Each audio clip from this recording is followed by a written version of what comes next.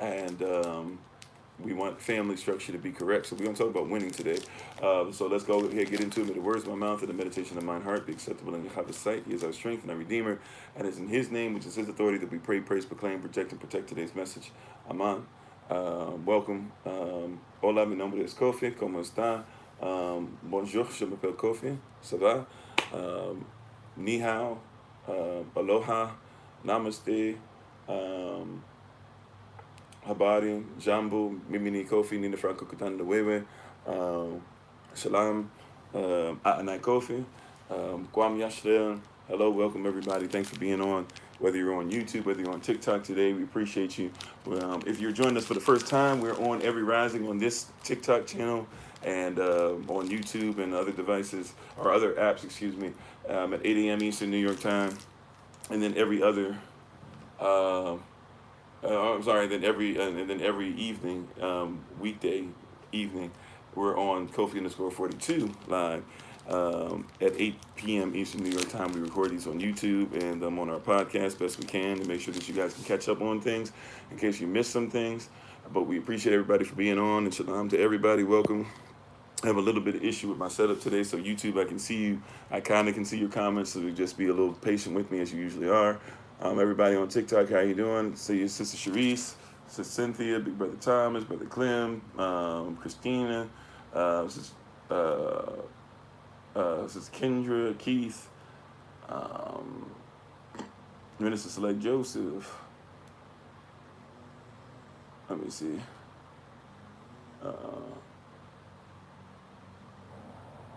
Okay, Sister Deborah, Nay, Krypton, Minister Select Omar, how you doing?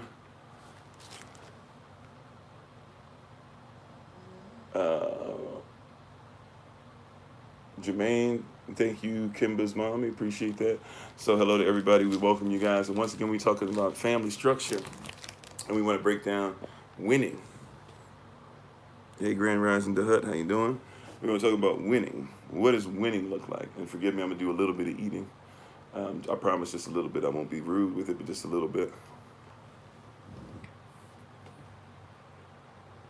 So what is winning? Why is winning important in a relationship?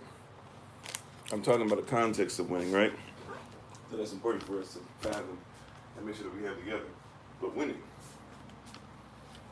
Is winning important in a relationship? In family structure, do you need to win against your spouse in an argument? Do you need to win against your children? Do you need to win against your parents?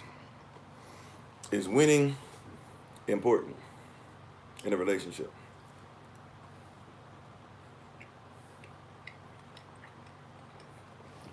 Because when winning becomes important, more important than the relationship itself, what's really going to happen to you is something like this.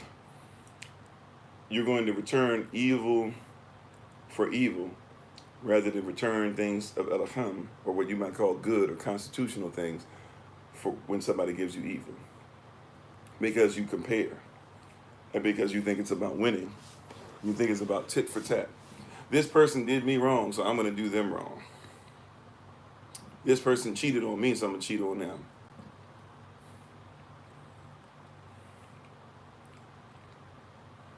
Right? Like, you could leave a relationship and not cheat on the person that cheated on you and keep your composure and you be pure.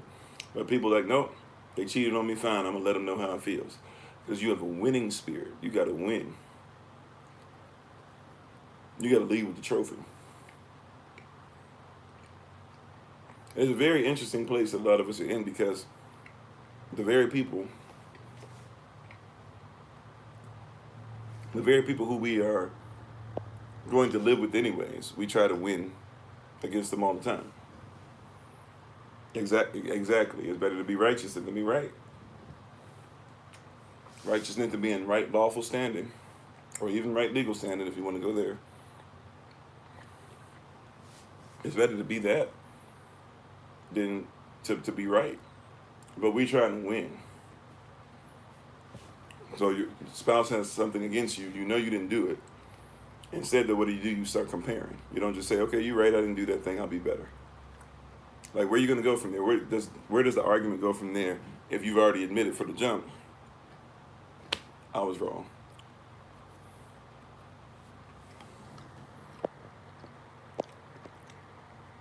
Hello, Sister Rowena, how you doing? Like, what if we start with, it's okay to lose? You said you need a husband that wants to be a husband. Well, you need a husband that's going to be qualified.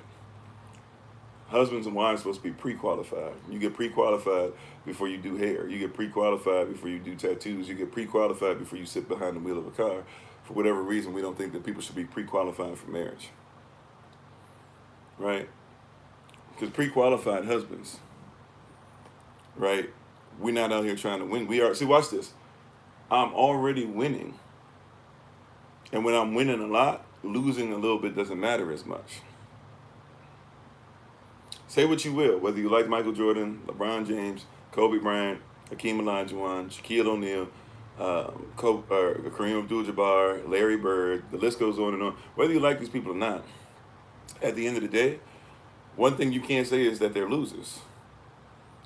And they won the championship. And so even though they had to lose, well, some of them did, had to lose more. I think Bill Russell's an example of very few people that actually won more years as far as championships. They won more years they played than they didn't get championships. But nevertheless, once you win a championship, you're a winner.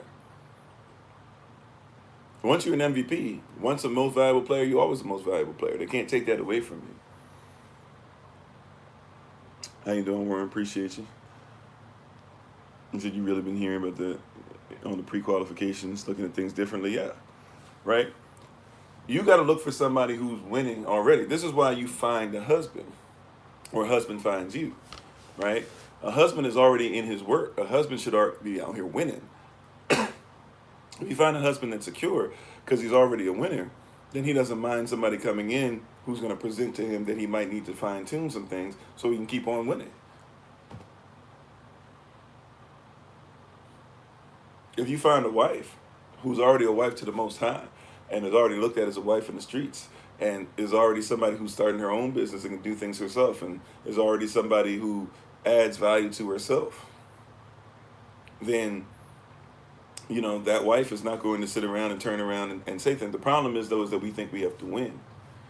The issue with it's man's fault in society, it's woman's fault, it's the black man's fault, it's the black woman's fault, it's the Hebrew man's fault, it's the Hebrew woman's fault, it's the Moorish man's fault, it's the Moorish woman's fault, it's the white man's fault, it's the white woman's fault. All these are things that are going back and forth is because people want to win.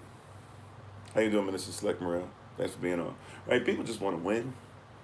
Can we just keep it 100, y'all?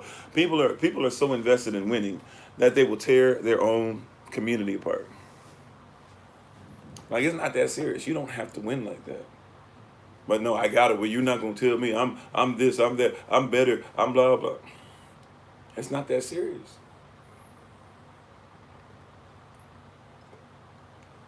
It's okay. It's okay. Like as a husband, I tell y'all this all the time, right? And if you're a sister and you're new to this, I apologize. I'm not trying to downplay you or say something bad about you. How you doing, Sister Denise? Thanks for listening in, right? But I'm just trying to keep it 100 with you. I feel like I have the greatest wife to ever exist on the planet. I'm winning because she's my wife. Thanks for the love. Appreciate it, right? Like, I'm winning because she is my wife. I'm not winning because I won an argument. I'm winning because she's my wife.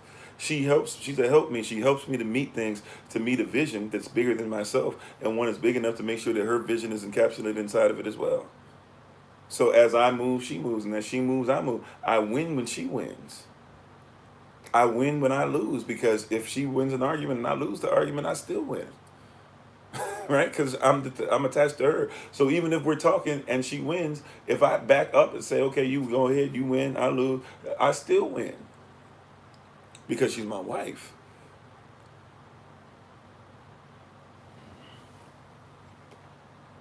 Oh, they call it a human race? Yeah. Always in competition. If we're not careful. How you doing, Brother Vincent?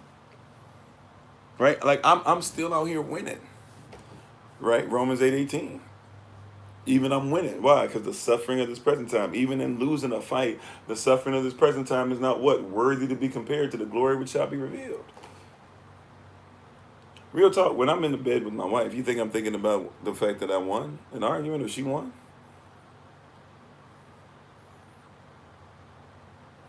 I'm just saying, let's be adult about it, right? Lights go out. I'm not sitting there making sure that I think about every word that I said to win an argument if I won. Doesn't matter. Could it be possible that your relationship is going through something because you're so busy trying to win every argument?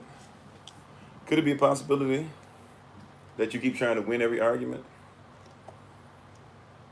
rather than just listen, rather than just be present, rather than realize that maybe you don't know everything you think you do, right? Could it be possible that you're so busy trying to win that you're losing?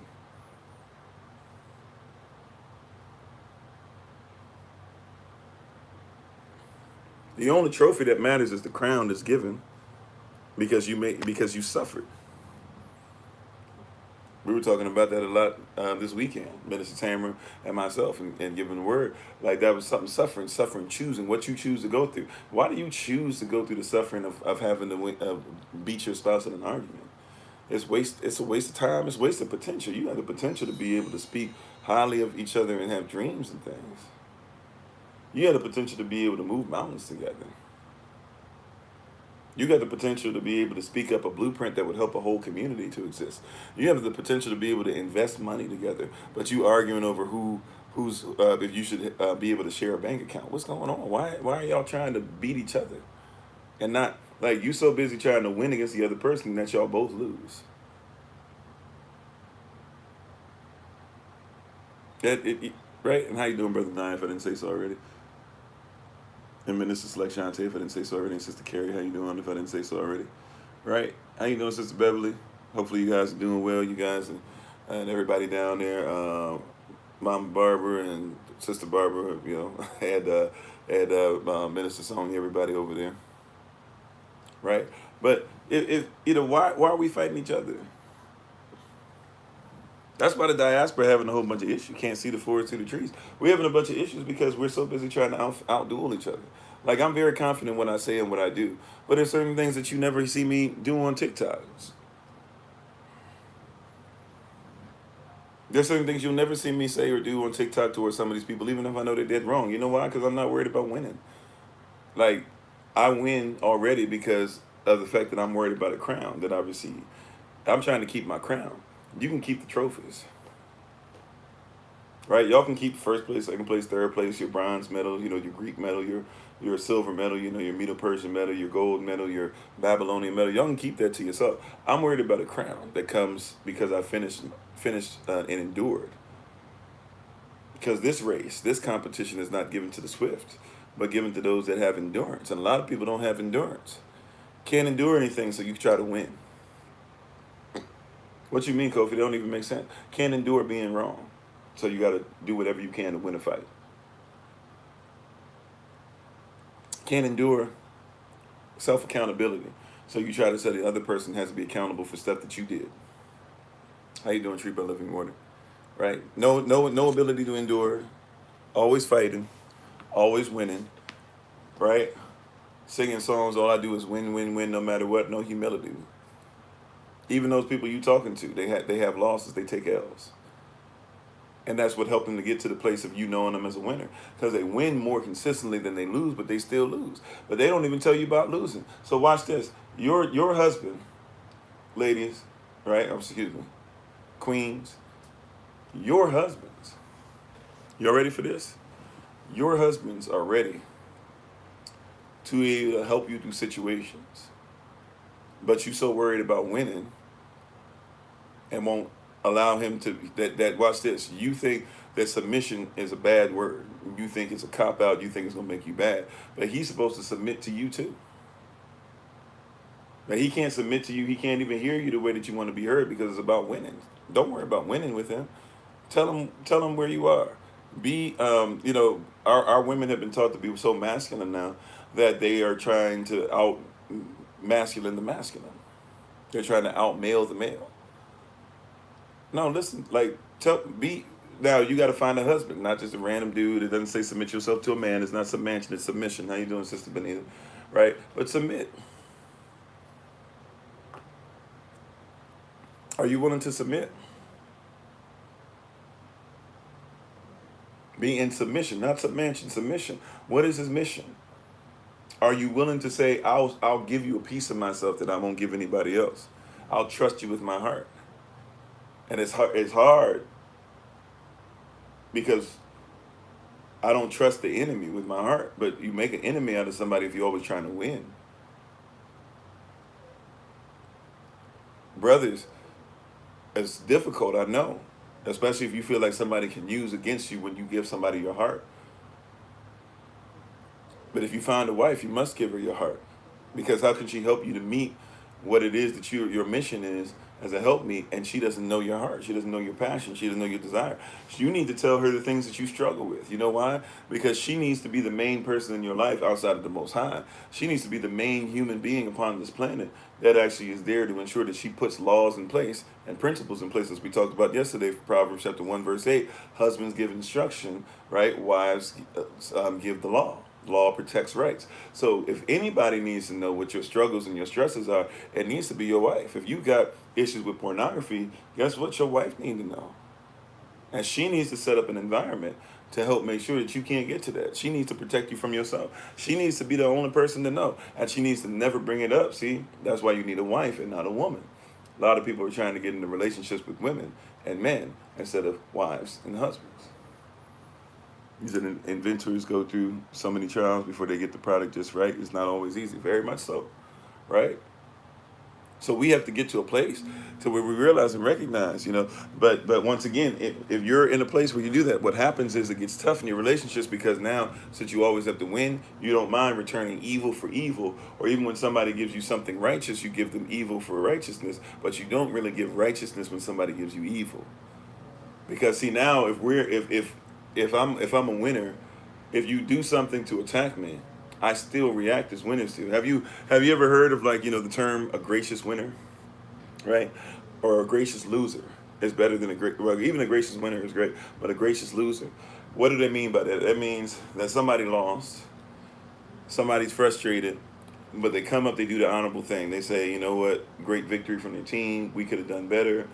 We appreciate the opportunity we had, and hopefully they do better things or whatever. We'll be ready next year, right? You want to hear that person give grace or give a piece of themselves that shows what we would deem some kind of civility, right? We aspire to be people like that. We love when the Peyton Mannings of the world do that. We hate when the Cam Newtons, and I there's a racial component to that a little bit too, but we love when the Peyton Mannings do that. We hate when the Cam Newtons don't do it. We love when the same we love to see the same Derek Jeter that celebrates also be the same Derek Jeter to say we need to be better next time. We love to see that. We want to see some humility even when people lose, right? But a lot of times that's only going to happen when in sports they use this term. They'll say act like you've been there before. And a lot of people haven't been there to where you've won. See, what makes you a winner is not the argument. What makes you a winner is what you do in life.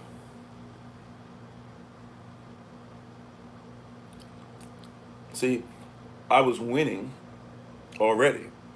And so when I met my wife, I realized the winning in her because I was already winning. I was already doing what the Most High said. I was already doing things in my community. Even though I didn't have all the money and things, I already showed winning behaviors. My wife recognized, even on site, winning behaviors that were in me. We came together and saw that we were winners together. And we came, we came together to win. We didn't come together to date. We came together to win. See, our winning is eternal. We focus on the eternal. So everybody else was focused on dating. You have an expiration date, right? You go out on one date and you hope that, maybe it'll be fun. I don't even know if I'm going to see the person, whether it's fun or not. Some people even I don't care. We lay down first time, whatever. Who cares? I'm not really trying to do this or that, whatever. We came together with winning in mind. We came together thinking about children. We came together thinking about eternity. We came together thinking about future. We came together thinking about grandchildren. We came together thinking about business plan. So all you got to do with somebody who's got a winning mentality, you bring both of them together, It's only a matter of time before manifestation happens, right? And a lot of people might think that that's too simplified, but I'm telling you, the reason why you fight, the reason why you fight, people thinking I can't be no punk, I can't lose the fight. Why are you fighting your spouse? The last person you should have to fight is them. Why? Like, what did you come from? What life experiences are you holding on to? See, we might have to figure out what you're choosing to suffer through. What life experiences are you bringing up that might have nothing to do with your spouse? What about the shadow of the valley of death, right? Yea, though I walk through not the valley of death, which is bad enough, you would think, but it's not the valley you're concerned about. You concern yourself with the shadow. It reminds me of something I went through. The shadow, though, doesn't do anything, right? Behind me, you can see on the wall on the painting, there's a shadow. I made a fist here. There's a fist therefore behind me in the shadow. If I were to use this fist to make my shadow punch the wall, it's ineffective. It doesn't hurt anything at all to punch this painting. It's not hurting it at all to punch it. It's just a shadow. But some people are trying so hard to win, or they've lost before in the past, and they think of themselves as losers, that anything that reminds them of that loss is therefore something that they try to use against each other. How you doing, Sister Shima? Right? But that shadow, it's just a shadow. That's why, once again, like we talked about earlier as a Bible study session, it's not worthy to be compared to what? To the glory that has yet to be revealed. You keep comparing the things that you've been through, right, to who you are today. Right? Now you got to ask yourself the question, why is it that I got to keep winning? As Big Brother Thomas said, something that we've said a long time ago, something that I wrote in the book a long time ago, like, it's not important to, it's not as important to be right as it is to be righteous. You keep wanting to be right. You don't have to be right. I don't have to be right. If I'm righteous, righteousness outweighs right all day, every day. People that were right, there are a lot of people that were right, believe it or not. People aren't going to like what I'm saying. But there are a lot of people that were right in their day to own slaves. But was it righteous? Get the context now. Right? I'm not even trying to go down that lane deeply. I just want you to recognize there are a lot of people that there are people today that will still argue that it was right back then. In other words, you had a right back then to own a slave. So you can't call somebody out. But no, see, because we can call people out because we're above right. See, because right changes. Because then if you're saying that, there could be a time that the United States of America dissolves and people go right back into owning slaves. Matter of fact, slavery is still a big problem in the United States of America. Not just in prisons, but, with a lot of people who were taken from their parents and kidnapped and sold all over the place. How you doing, Sister Dawn? Right? A lot of people are still dealing with slavery, right? So slavery is still a thing, but be righteous. Righteousness is something that's going to be eternal. Be on the side of righteousness. Stop being right. Stop being right. Like, I'm a Republican, we're right because da-da-da-da. I'm a Democrat, we're right because da-da-da-da. Like, at the end of the day, those things will pass. People probably thought there was a time where the Whig Party and the Federalist Party were going to exist forever. Matter of fact, everybody who's a Republican, everything you guys talk about, y'all used to be Democrats talking about that. Your grandparents and your parents, they were Democrats. Now, all of a sudden, all of y'all are Republicans. That's how easy it is to switch because you're worried about being right. You'll even change who you stand for and what you stand by. Yeah, right is temporal. It's temporary. How you doing, Henry? A lot of people are focused in on just having to be right. I got to win. I got to be right. No, I don't have to be right. I graduated from being right anymore. And the only time I really get upset, when I get frustrated, is when I'm trying to be right. Like, when I start getting in my feelings and I start yelling and things like that, it's because I'm trying to be right. Like, real talk. That's usually what it comes down to, is I'm trying to be right. How you doing, Prince?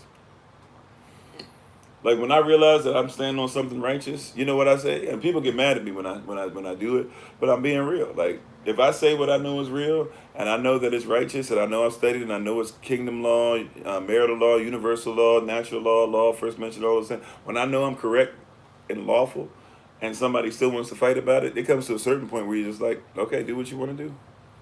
And people they get irritated because they're like, no, I want to fight. No, I don't need to fight. right? I don't need to fight. I don't have to be right. If I'm righteous, righteousness supersedes being right every day, all day. It does every day. It's going being right is gonna is it, being right don't really get you much of anything. What is being right? Telling somebody how right you are. What does that really get you?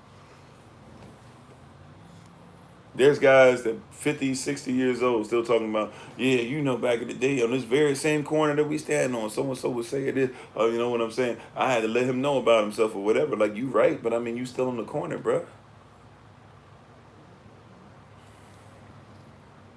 Yeah, invested in the wrong fight. How you doing, Sister Bree? But a lot of people are so invested. I gotta be right. I must be right. I must be in charge. I must be in control. Like, I don't gotta be right. Be righteous. Like, TikTok's gonna come and go, but people who stood for righteousness, they'll be remembered. Yeah, it's about feeding that ego. Yeah, like TikTok's gonna come and go. TikTok, there were people who were doing stuff before TikTok. There'll be people doing stuff after TikTok, right? And Instagram will come and go. Everybody talking about, there was Snapchat. Snapchat was the thing. Facebook said we're gonna take care of that. Vine was a big thing. The people who were big on Vine, they still going. If the people who were on Vine, they were just in a temporary situation where everything felt good in the temporary, and they were able to do some things. There's a lot of people who came out and for the longest time did things just to make people laugh. They hurt themselves. They did all types of stuff. They were known for yelling a word, and that was it. And after a while, like if you don't have any substance, those things will go by the wayside. Right? Being right in the time, being right in an argument, being right to say that I'm above you and this and that or whatever, that's not helping with family structure. Once again, so we're talking about winning today, but we want to talk about family structure. That being right ain't gonna help your children. Being righteous will. A lot of y'all messing with your children. Child tells you something you know you wrong, but you the parent, you got pride. You can't say, hey, you know what, I apologize, I was wrong, I'll be better next time, to show a great example. And then you wonder when your children marry somebody who's exactly like you, right? And you're like, why'd you marry them? They can't even admit that they're ever wrong. Well, I married you. I married you. You taught me that this was okay. I was looking for a man just like you, Papa. I was looking for you. I found you. I was looking for a woman just like you, Ma. She's just like you. You know how you used to always tell dad, or you used to always tell guys, that there wasn't nothing. You used to tell me I was the man in the house when I was little, and you would have me when I was 15. You let me tell all these guys what it was that they had to do in your house and stuff like that. And if they didn't listen, they can go ahead and kick rocks because you didn't need them and stuff like that. I found me a woman just like that. You don't want to hear that though. And then because your children love you, they don't. And sometimes they just don't know how to articulate it. They don't. But sometimes they love you enough where they just won't articulate it because of their love for you. They don't want you to feel bad. But yeah, like, I married you. I saw you out here in these streets. Maybe I didn't even see your example, so I didn't know what a man was. So I just married closest thing to it. It felt good and everything. We tried our best to make it work, but we weren't really husband and wife before we got married. And now here we are. Like, I still got love. Like, here's a statistic that blew my mind. I didn't finish this yesterday when I was speaking. Here's a statistic that blew my mind. Right before COVID, once COVID hit, we got up to like 75% divorce rate for those who consider yourself to be United States citizens, rather. Right, you got up to like 75% divorce rate. Here's something that a lot of people don't know, though. Before that, we were 51% divorce rate. And when I say we, a lot of people who say they believe in the Bible, we mirror the same statistics, which means that we doing the same exact thing they doing, right? But then, do you know that even if you have all these people that are getting divorces, 99% of the people that get divorces, they're going to tell you that they still love each other. Isn't that something? So 1 out of every 2 divorces that happen, 1 out of every 2 marriages, a little over 1 out of every 2 marriages that happen, end in divorce. However, 99 out of 100 people who get a divorce will tell you they still love the person they got a divorce from. And I'm talking about they yelling at them, trying to take every penny, won't let them see their children, all these different things. Will still say, though, if you ask them, they'll still say, I still love him. I still love her. Yeah, it can be breaking the heart, but it's real. We have an issue with that. Sowing eternal seeds of faith, hope, and love is winning. Yeah, Mayhew, hello, Stormy, how you doing? Right? And yeah, hope and love leads us towards winning, right? And really, so but it's because people are trying to win. People will say, I still love the person. I still want to be with the person. I still want to be in a great relationship with this person. I still hope the person does well in life, right? But I have to win. So since I got to win, hey, let me make sure I get all the money off you.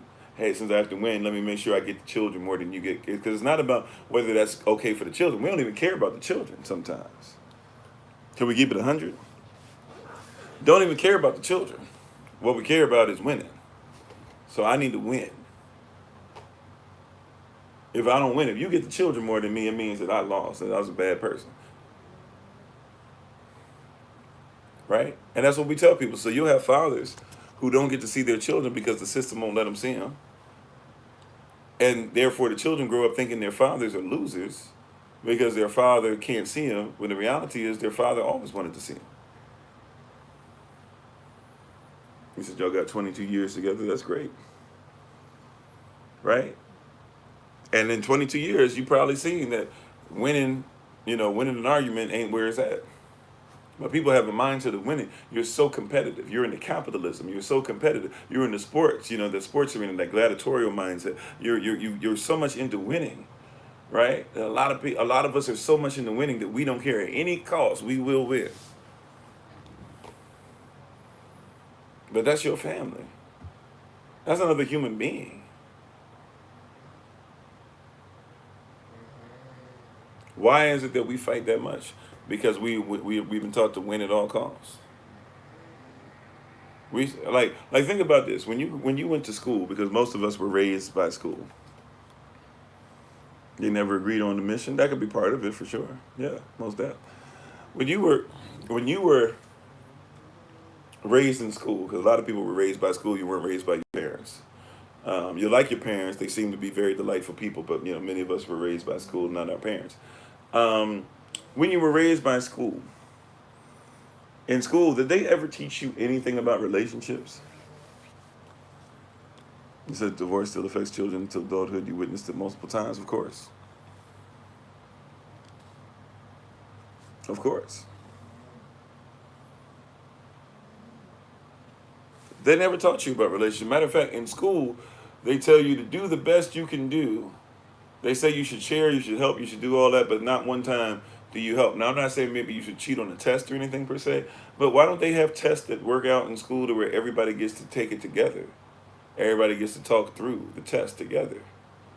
They don't even do that. It's about separating you, winning. You in the same class as somebody else. You can be in the same class as your own brother or sister. You can be in the same class as your own cousin. But you ain't supposed to help your cousin. And your cousin's not supposed to help you. That's what you were raised by. How you doing, TJ? That's what you were raised by. Yeah. Yeah, school never taught us about relationships.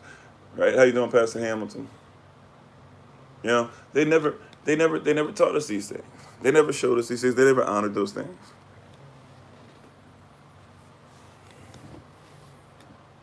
They didn't do those things, and so you were raised by school. You weren't raised by your parents. I know you think you were raised by your parents, but if your mom and daddy had to work, right?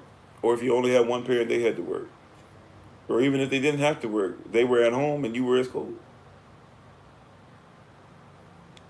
So when you were raised by school, they told you competition. Yeah, competition breeds separation. You've been taught to compete. You were taught to compete against each other.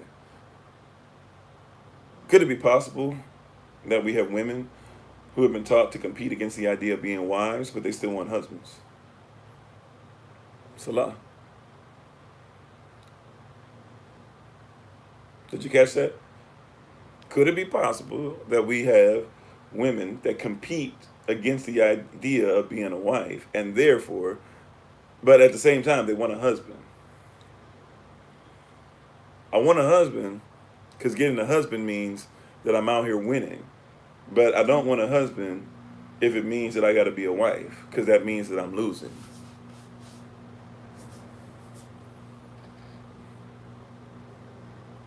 It's called the feminist movement. I know y'all don't like that, some of y'all, but that's real. You don't need a man for anything. Matter of fact, make sure that you get stuff done. Some of you, this is what they teach. Some of you need to ensure that you are out here getting jobs and maybe don't have a family until you're 40, if you're still able to even have a baby by that age, make sure that you're working. Some of you should just not even have children at all because we want to go against the patriarchy. But then also, too, hey, we want a man that will be a great husband to us and will value all of the things and still treat us like a wife.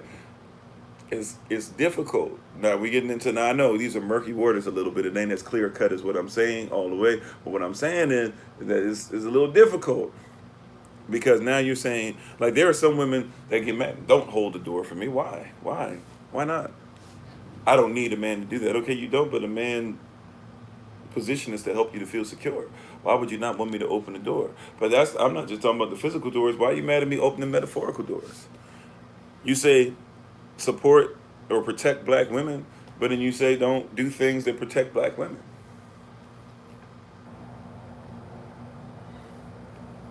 Yeah, want a husband for the look, for the aesthetic. Remember, a lot of girls were raised off of Barbie and schools and things, right? Barbie told you what relationships were.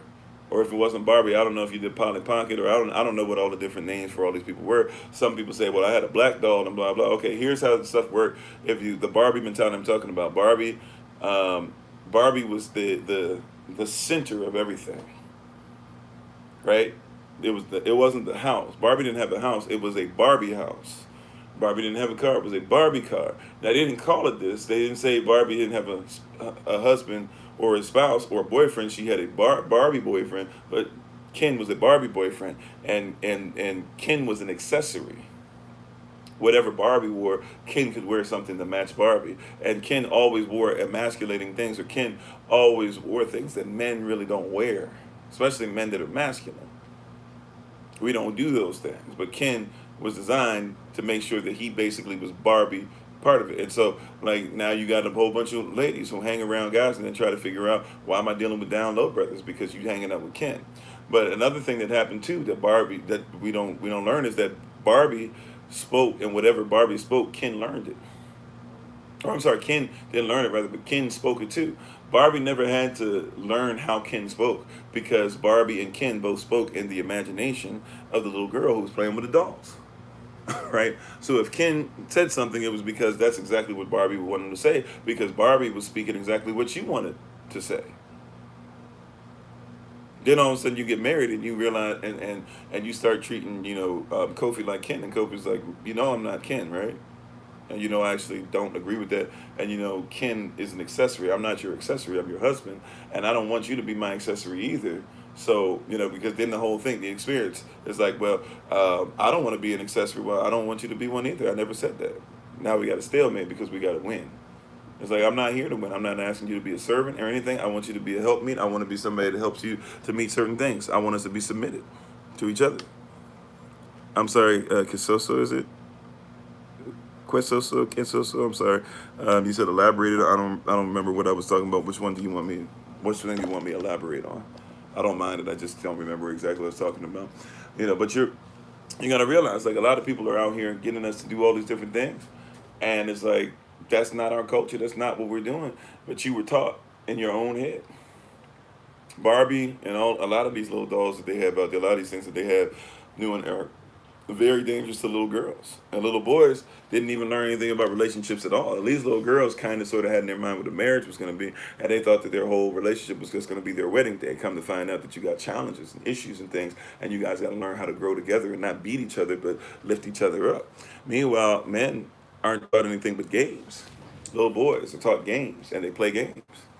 That's why they play games the way that they do. you know, and that's why they even used to say stuff like, when you have sex with a girl, they say you were trying to score. Because in games, you have a score. And if you do certain things, there's certain rules in place. And when you do certain rules, you get points. Then all of a sudden you get with a wife and she's not a game. You got to learn how to talk to her and things like that. And how to make her realize that she's not an accessory, but neither are you. And you're supposed to be somebody who leads the Bible study and do all these different things. Yeah, exactly, Minister Select Shante. Exactly. Ken was Barbie's puppet. Yeah. He said, "Wow, I heard of the Disney princess mentality, never Barbie." Yeah, and even yeah, and you hear about that, and now what they try to do is we don't want the Disney princess stuff, because we don't want men to be, we don't want to tell little girls, because who are we trying to tell? Little girls who are going to fashion into grown women. We don't want them to believe that they need any help. Now, I don't think that they should bow down to a man, and I think that there's something fundamentally wrong with a princess like Princess Aurora from Sleeping Beauty, um, being so jacked up and messed up in her life that she meets a man. Because remember, she wasn't raised correctly. She's raised away from everything in society, right? She's crazy. And so she meets a prince, and it's foolish to meet a prince and be like, I know he's the one, to a place to where he leaves and she gets so messed up by him leaving, and everything, that she ends up like pricking her finger on a spindle, right? Like, and the fact that everybody covered things up. So that's a whole thing. But anyways, I'm sorry, I could go on that all day. But you said feminism being adversarial for a great family, if you're understanding it right. Okay, yeah, we can talk about that some for sure. Give me a second. I'm gonna run through a couple of these things, and I promise we're gonna sit down on what you just asked. Okay, I think we caught up. How you doing, Sir Stephen? By the way, Minister Tamer said talk to fight, build, or but not be provider, protect your partner. Yeah, we're taught to fight. And once again, we can be out here winning without having to fight one another. Like I said, I married the greatest woman on the planet. As far as I'm concerned, you can't tell me no less. And I'm winning because she's my wife. Like when I show up, y'all know the knowledge and stuff that she has, and you guys know how beautiful she is and how great she is. How you doing, Keith? How you doing, Sir Stephen? Y'all know it. So when I show up, I don't have to say much. All I gotta do is show up, and she's on my arm. When she's on my arm, I won.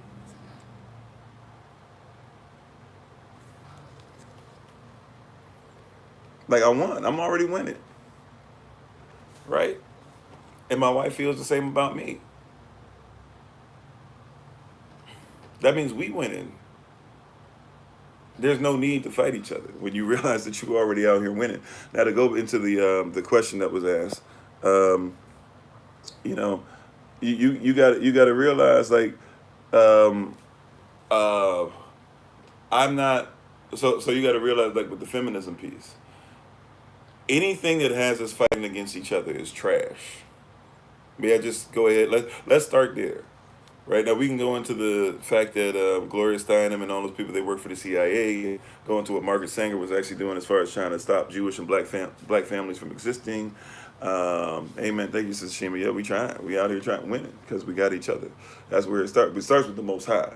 Then we have each other, and then everybody else gets in line. But going back to school, we could go into all those things. But really, when you're dealing with anything that tells you that there's a separation to separate men from women, it's already trash. I'm sorry if somebody doesn't like that, trigger warning. But real talk, anything that's going to tell my community that men are better than women or women are better than men or even start that kind of dialogue or fight, I'm just going to throw it in the trash bin. I'm going to tell my people to do so as well.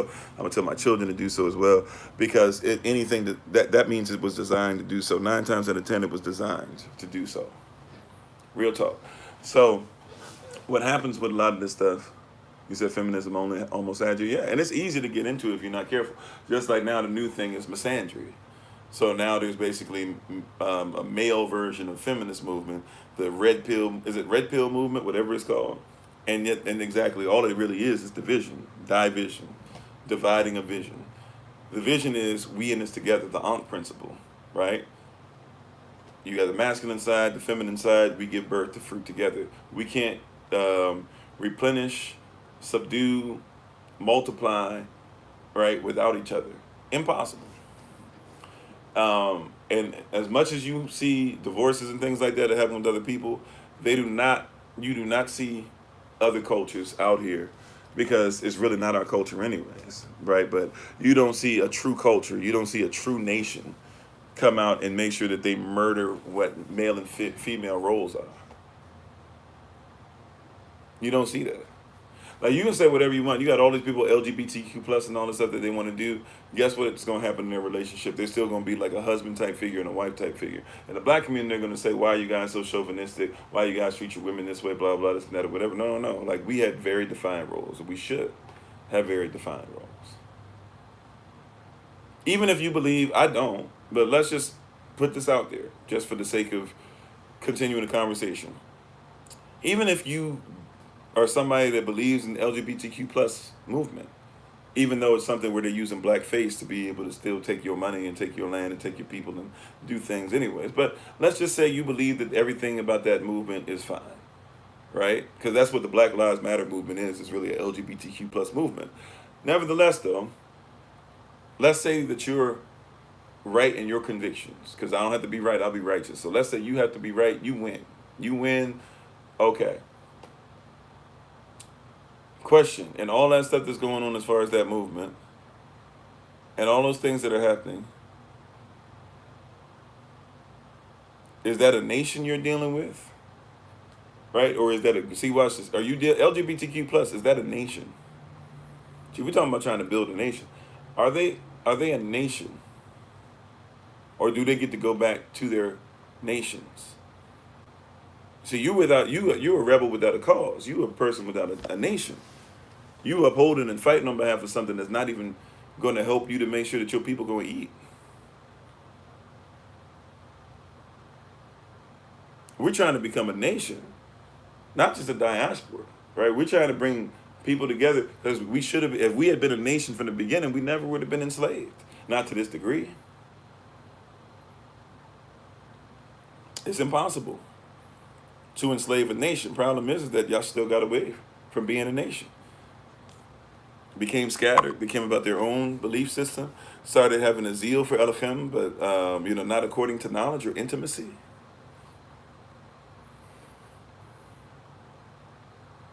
See, if you're on nation build, you got to have defined roles.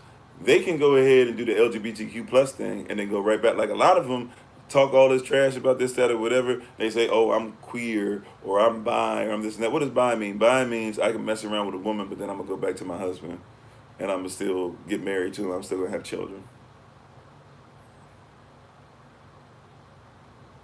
You see what I'm saying? And I know there's other things they could do, but what I'm saying, you hear what I'm saying though?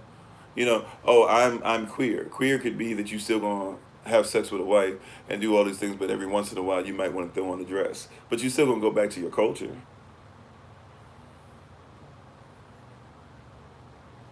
You said one mindset to build a nation, too many minded create division. Yeah. They're very clear. Right? You be LGBTQ plus all you want. When you go back home to the cookout, there's certain rules you're gonna fall in line with because you ain't gonna do that over mom and dad's house. Even if you bring your spouse, there's certain your partner, whatever you would call them. There's certain things you ain't gonna do at mom and dad's house.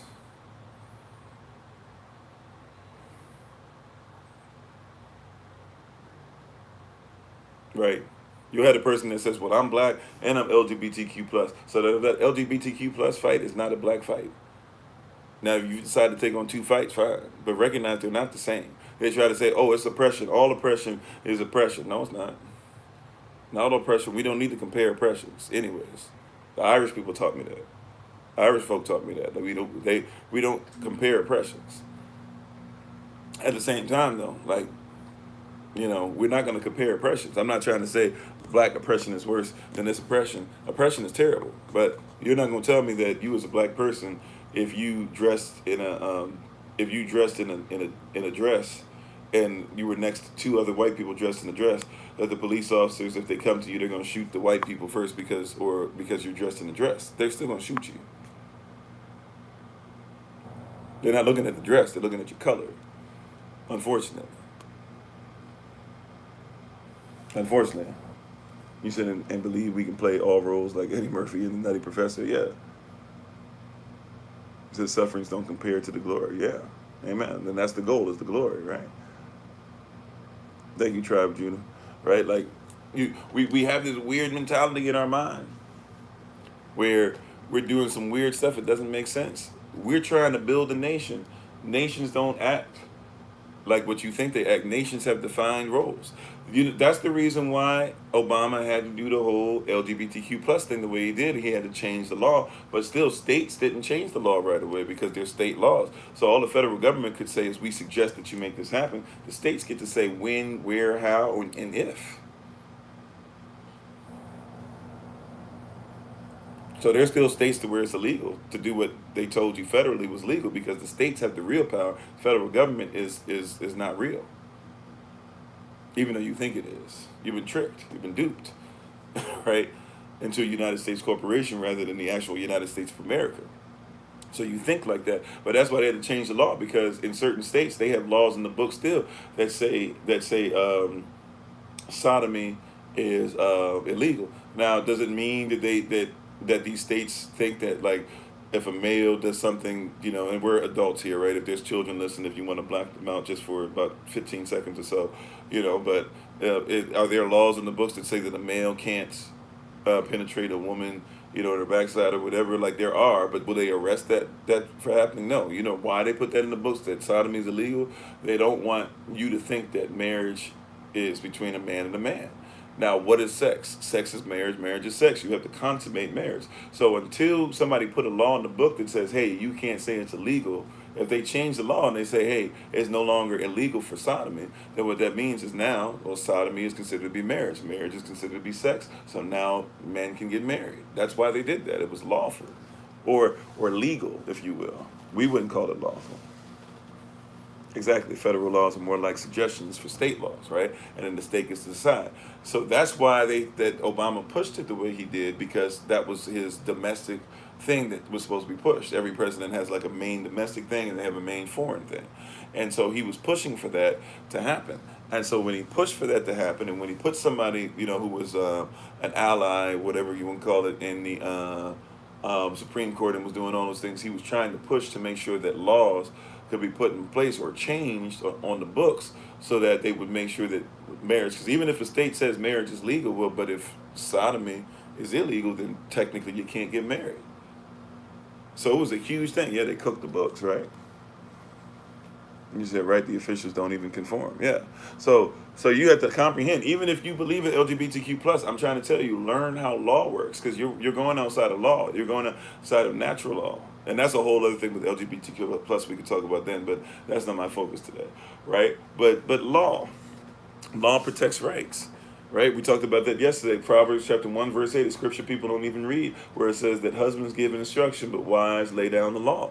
And if we allowed husbands to feel respected when they give instruction, and allowed wives to feel secure when they lay down law, we would have a whole lot less problems. Now, on top of that, today, we want to double down and make sure that we say, hey, what about the fact that y'all think that it's more important to beat the other person, to win against each other, than it is to make sure that you have a nation that you're building?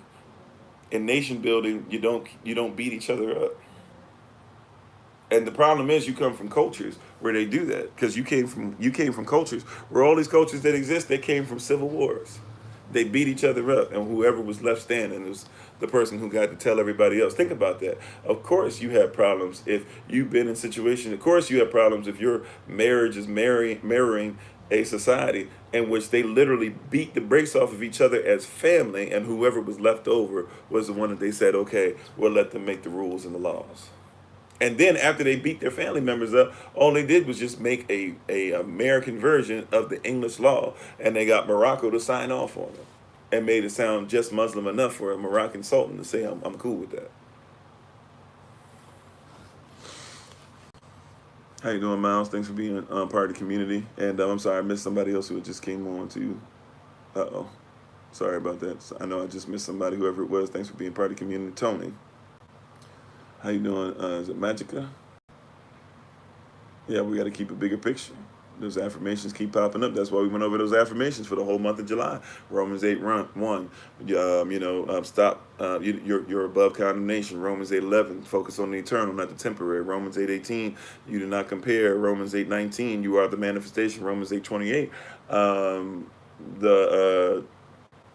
Romans 8:28. All things are beneficial. Right, but these are based off of things that have to be in place.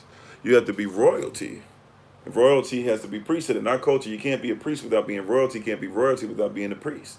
That's why we treat even preachers, even though preachers be wilding out, that's why we treat preachers the way we do. Because we figure you got to be royalty. You know this stuff intrinsically, but you don't live it long enough to have true knowledge of it. Knowledge is intimacy. You got to live it. And we're out here trying to win. But that's because you come from cultures to where they have civil wars. Look at England. Has England ever had a civil war? Of course. You living in it. So you think that America had a civil war. That's how they teach you. Right? But this is England. Matter of fact, what you call the Revolutionary War was an English civil war. Because it was the British versus the British. And then after they killed off the Americans, because the original definition of American, once again, is a copper-colored person indigenous to the Americas. So they killed off the Americans, then took the stuff that they skinned off them, right, put it on their heads, right, put the headdresses on, put on blackface, put on makeup over that, and then threw tea over and said, we're the Americans now. That's the community that you guys are, a lot of us, unfortunately, are trying our best to take on. How you doing, Dennis? A lot of us are trying to take on these communities and trying to say, oh, I identify as that. So now I want to be an African American. So you want to be somebody who's Alkebulan, or somebody who's Kemetic, or somebody who's Cushitic, or somebody who's Yasta, or somebody who's Sweet, or somebody who's Ashanti, or somebody who's, Gullah Geechee, or somebody, the list goes on and on. You want to be that. But at the same time, be murderous. Well, I guess you in civil war with your own people, so I guess it makes sense. You can be an African American. But why would you want that? Salah. Right? Why would you want that? Why would you want an American marriage?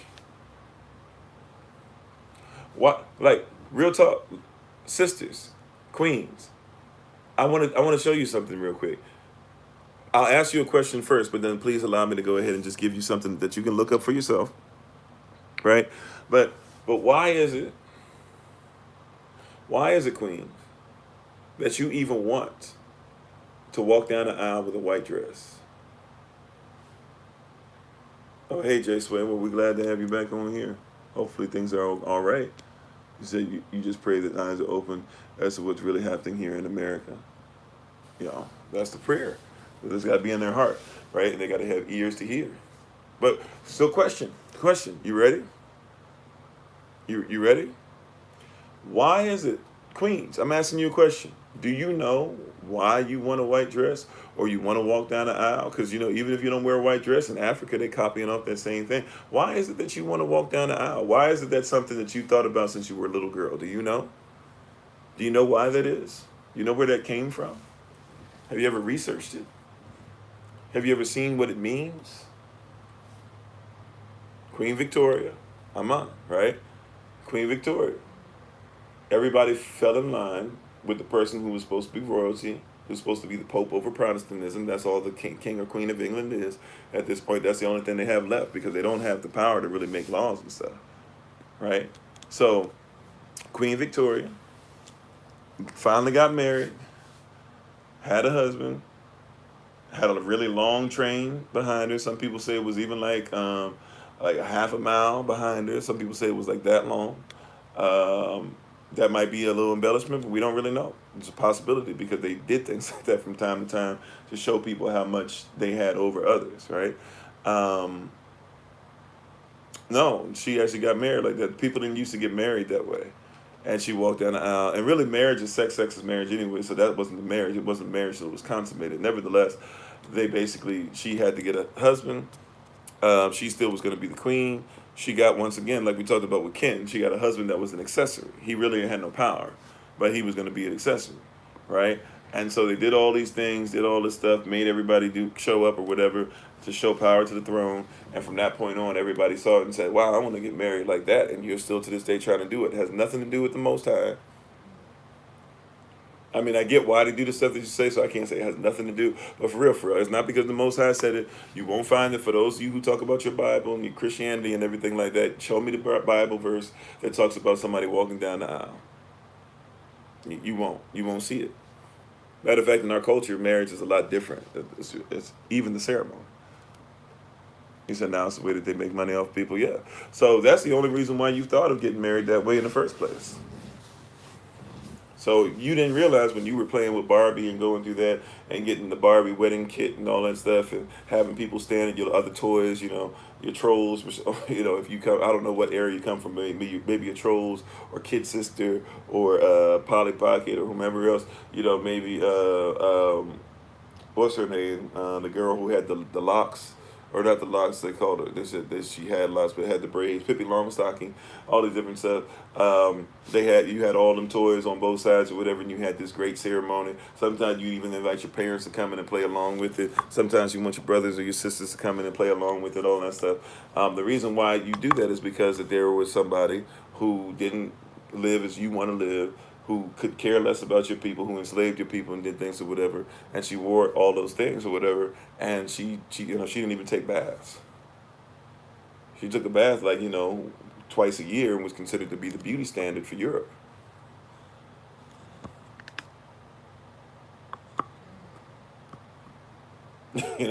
But that's what we consider to be a clean look, not realizing the culture that's attached to it. That's the reason why you wanted to get married the way that you wanted to get married. That's the reason why you fought for that color scheme. You jumped the broom because the broom was something that you had to be able to do. We had a broom at our wedding, but we didn't jump it because we can boldly just be in contract with one another. We don't even have to write a contract out for everybody. We don't have to go by the state contract. We can write a contract for ourselves. It's totally legal. Matter of fact, it's more legally binding than the contract you get with the state, and it keeps the state out of your business. The only reason why the state can get in your business concerning your children and everything is because you got married and consummated your marriage and then admitted it to the government you did, or you consummated the wedding that you got licensed from them to say, hey, I want you guys to license me going ahead and get married. So you basically said, forget Yah and his will and his way. You said, I'm going to go ahead and just get licensed through the state, through the government. You became you became one as a public citizen underneath a fake public government that now has reign to be able to charge you fake money for children that they consider to be fake.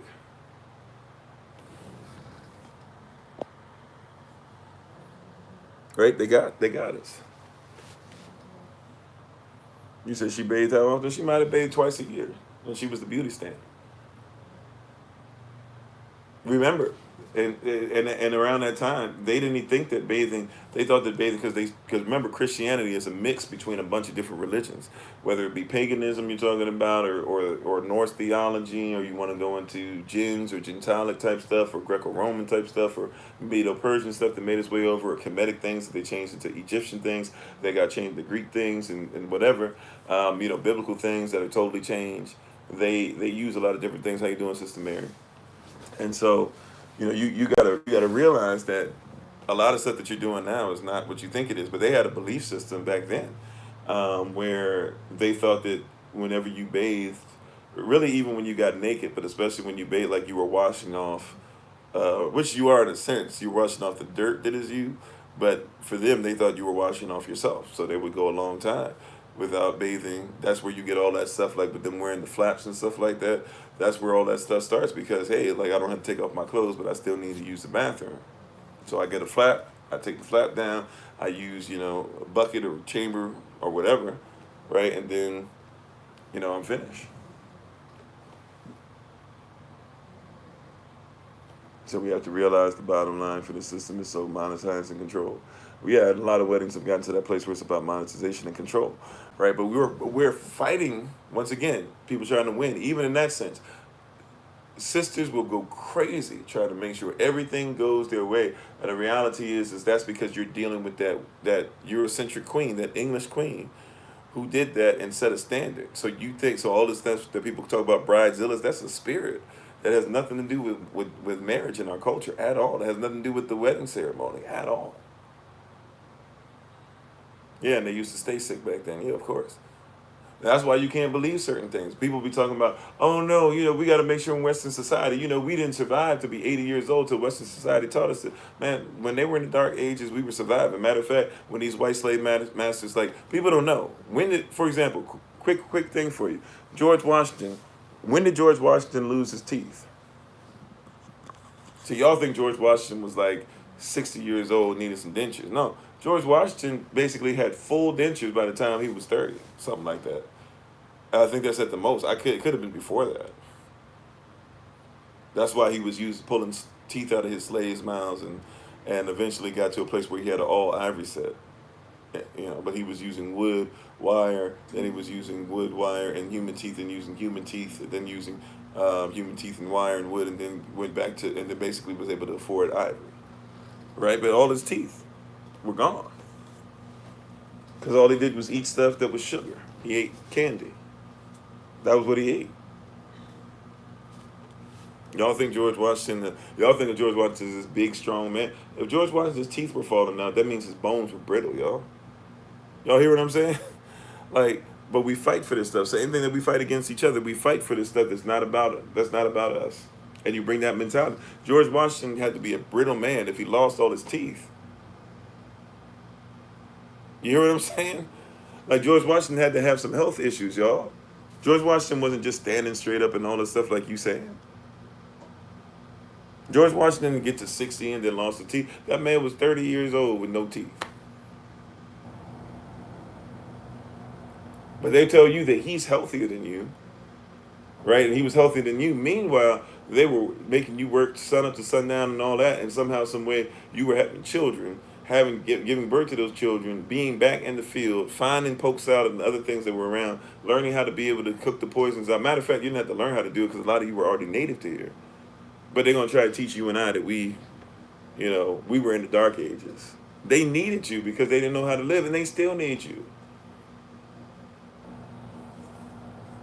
They still need you. You got teeth dangling in your 20s. Now, you can say whatever you want because I do certain things that I let happen more naturally, so I don't have the white teeth. I promise you, though, I ain't got teeth dangling.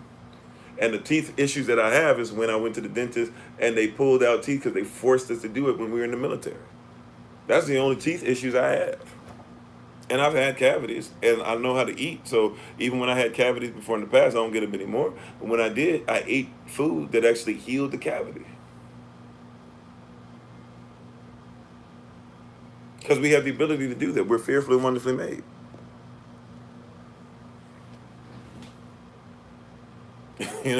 We have the ability to be able to do these things. We've lost the ability.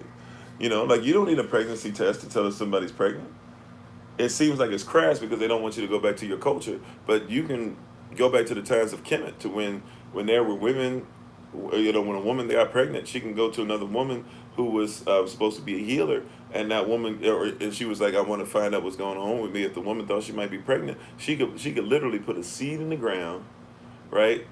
In two different places. She could put a seed here, a seed there. I forget what the plant is called. My wife, she's the herbalist, so she'd have to give you the information on that. But I promise you, it's true. If you want to look it up, or if you want to ask her at a later time when she's on one of the special sessions, she could put a seed in the ground here, put a seed in the ground there, and then the woman would have, the healer would have the woman who might be pregnant urinate on both seeds.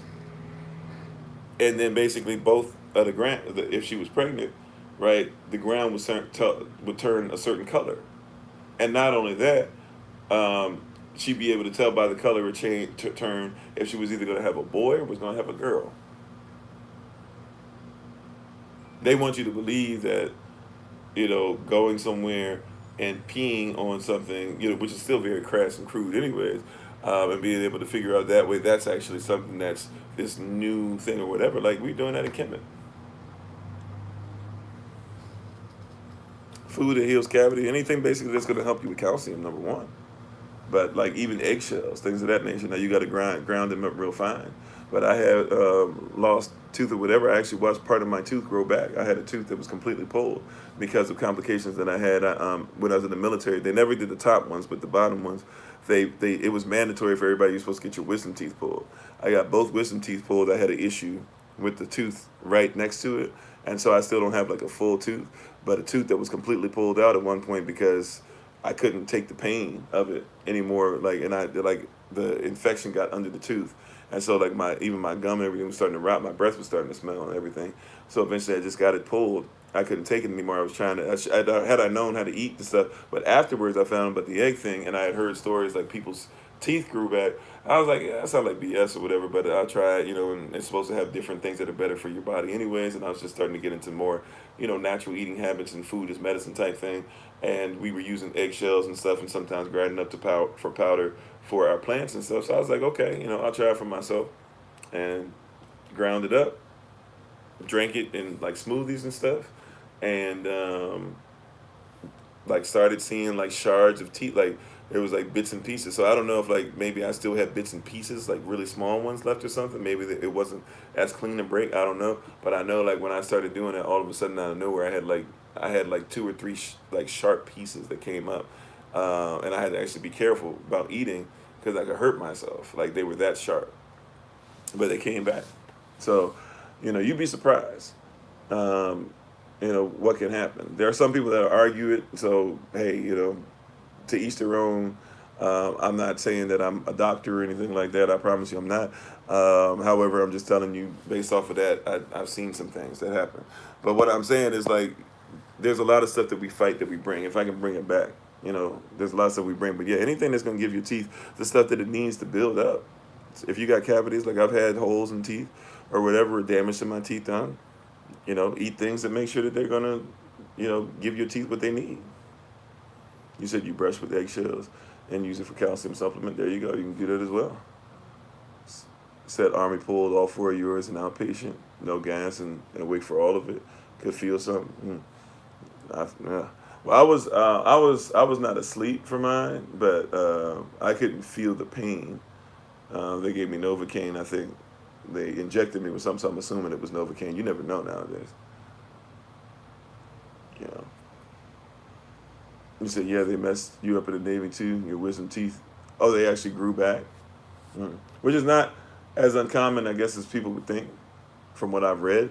But yeah, but what I'm saying is, long story short, and all those things, like, see, those are things we don't know, right? And to just show that we don't know, right? We still winning, but we don't know.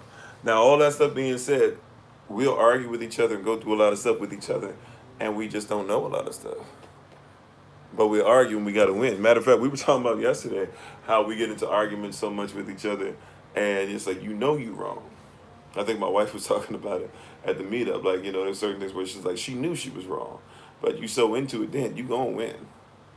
Right at that point, you making up your mind, I'm gonna win. It's more important to win than it is to be righteous. It's more important to be right than it is to be righteous. It's more important to say that I won an argument and get your little trophy on your desk for doing so than it is to make sure that, we need to be together for sickness and health, death do us part, richer for poor, all that.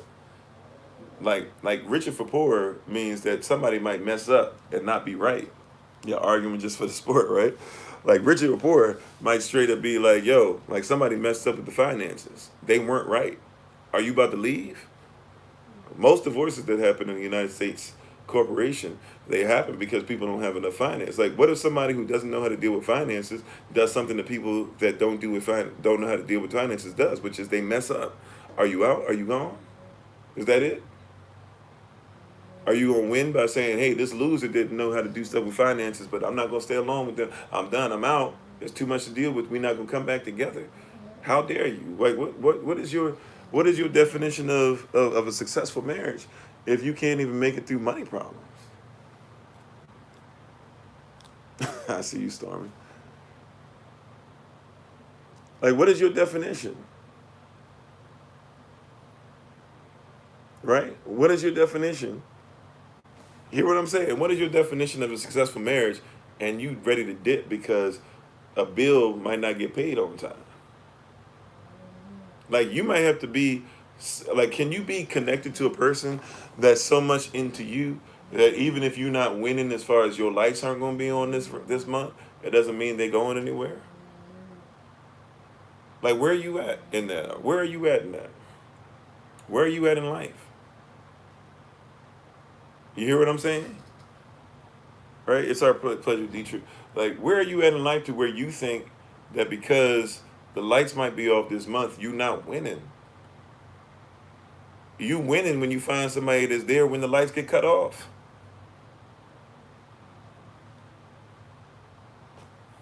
See, we got to change the mindset of it. Cynthia said, people will stay through infidelity because of money, but won't stay in spite of money. Yeah, right. Like where's the mindset at that makes you think, oh yeah, if I get a man, he gonna have good credit. Like, you can buy a house without credit.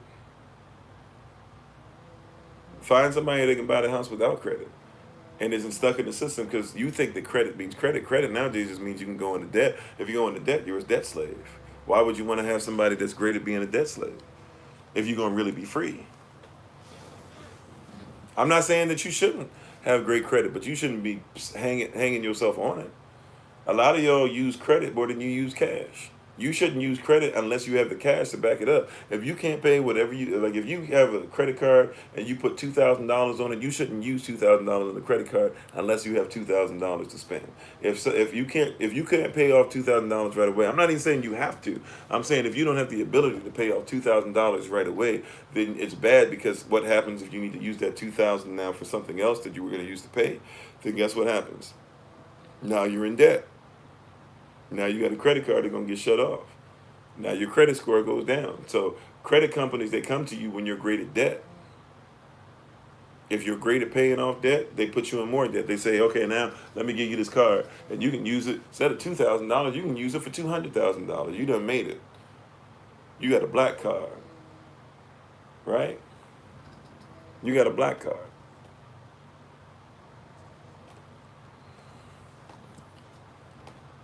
CPN sounds familiar for some reason. I'm having a mental situation with CPN. But do you hear what I'm saying? Like, you don't need those things.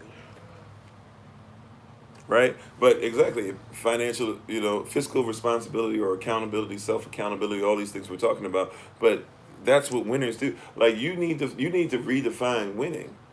If you think that winning means you got to win arguments, or winning means that I found somebody but they don't get to touch my money, like, it's not yours. It's ours. I don't.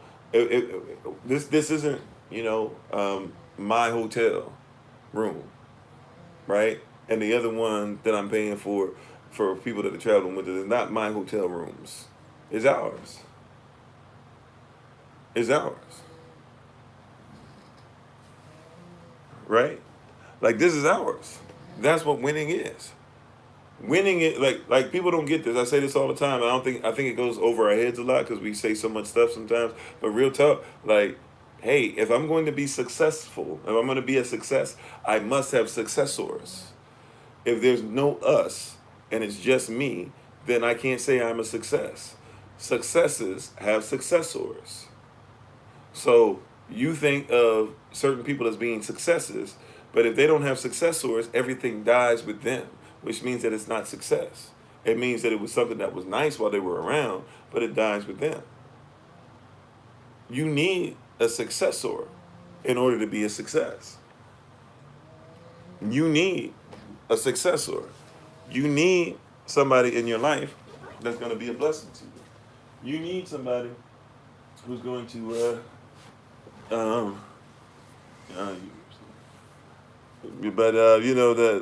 you need somebody who's going to help you along the way.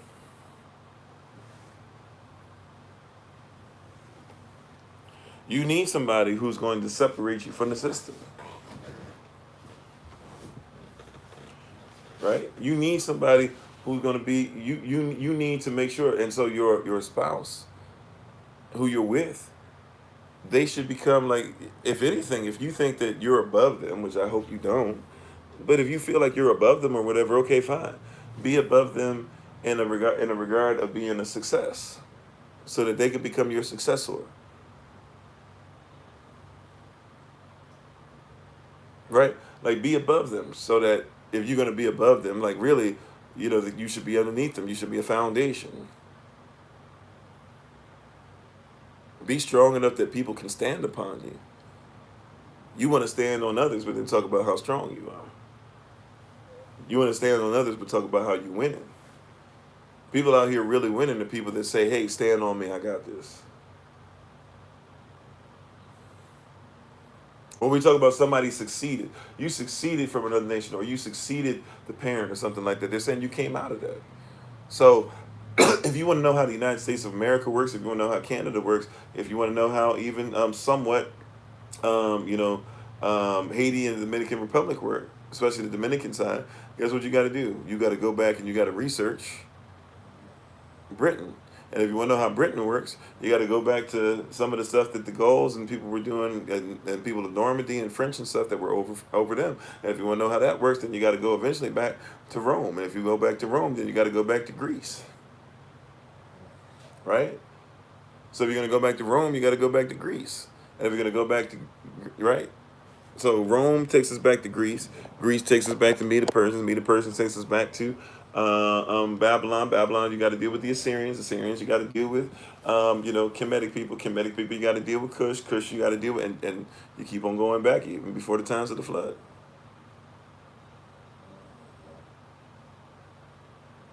Right? You have to. You have to recognize. Right? Yeah, a lot of us have pride. But real foundations, right? Foundations to homes, right? Foundations to homes don't exist as you know, foundations to homes don't exist as far as what do you call it? What's the word I'm looking for? Foundations to homes. Okay, I guess I can't say it any other way. Foundations to homes are not on top of homes. A foundation, if you put a foundation on top of a house, you would more than likely crush the house. If you put a foundation on top of a building, matter of fact, the house and the building, even if it didn't get crushed, it would teeter, it would topple, it would fall over. You know? Foundations are not on top of homes. Right? Foundations are underneath. If you really who you say you are, then be in a position where you humble yourself and you're underneath.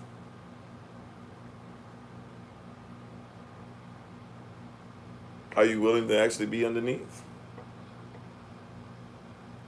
Your community needs you to humble yourself and lower yourself so they can stand on your shoulders. But they can't stand on the shoulders of those who won't humble themselves. And you're concerned about somebody standing on you, right? But that's what you built for. If you say you the foundation you say you are, you don't have to win. Be a foundation. See, this is why one of the toughest things, this is why heavy is the head that wears the crown. Right? And that's a Salah moment. Amen, Sister Mary. Right? Real talk. Heavy is the head that wears the crown. If you're a husband, if you're a man, you're a foundation. And the word in Hebrew for house, it also means family, familia. So if you're gonna be foundation, brothers, guess what happens? Whenever you walk, like I'm in a you know, we're in a nice hotel and everything right now and chilling out. We're gonna enjoy some things in these next couple of days together as a family. And whenever we're walking anywhere, I'm probably not one time. You know, now that I'm saying it, who knows? Maybe I'll do it just to be funny. But for real, I probably would never, and all the stuff I'm gonna walk around with my wife and stuff, I'm probably not gonna say to her one time, you know what, babe, the foundation to this hotel is really something. I'm probably not gonna do it. Not because I don't value well, you can say maybe I don't value as much as I should, I don't know. But it's not because I don't think there's any value in the foundation. It just means that it's not something that I see. However, every time I see anything, the people, the stuff that's happening, even the pool, whatever it is that we're going to experience today and tomorrow, even when I experience these things with my family, guess what? The things I experience, they prove to me that the foundation is in place. Right? Because if it wasn't, we wouldn't be able to do any of the stuff we're doing. The foundation is necessary. So, same thing. You know, in your lives, like husbands, heavy is the head that wears the crown. Don't concern yourself with winning as much as you concern yourself with being foundation. Have your foundation together. Be the foundation. Make sure there's no cracks in it. Make sure that the foundation, watch this, and this is why wives, if you have a husband that's doing his best to be a great foundation, please be supportive of him. Because, you know, the foundation, in order to be necessary or be correct. I guess there's different types of foundations because people argue with me, but for the most part, from what I've been told, what I've studied, this seems to be the deal that not all, most foundations that I know of have to be deeper than the family itself or than the house itself, right? And so, ladies, like if you're gonna watch this, like sisters, queens, if you're looking for a husband, not a man, not a man with a boy mentality, even, but if you're looking for an actual husband, not just somebody to date, right, but an actual husband, you got to look for a place where that foundation can actually be. So there's work to be done.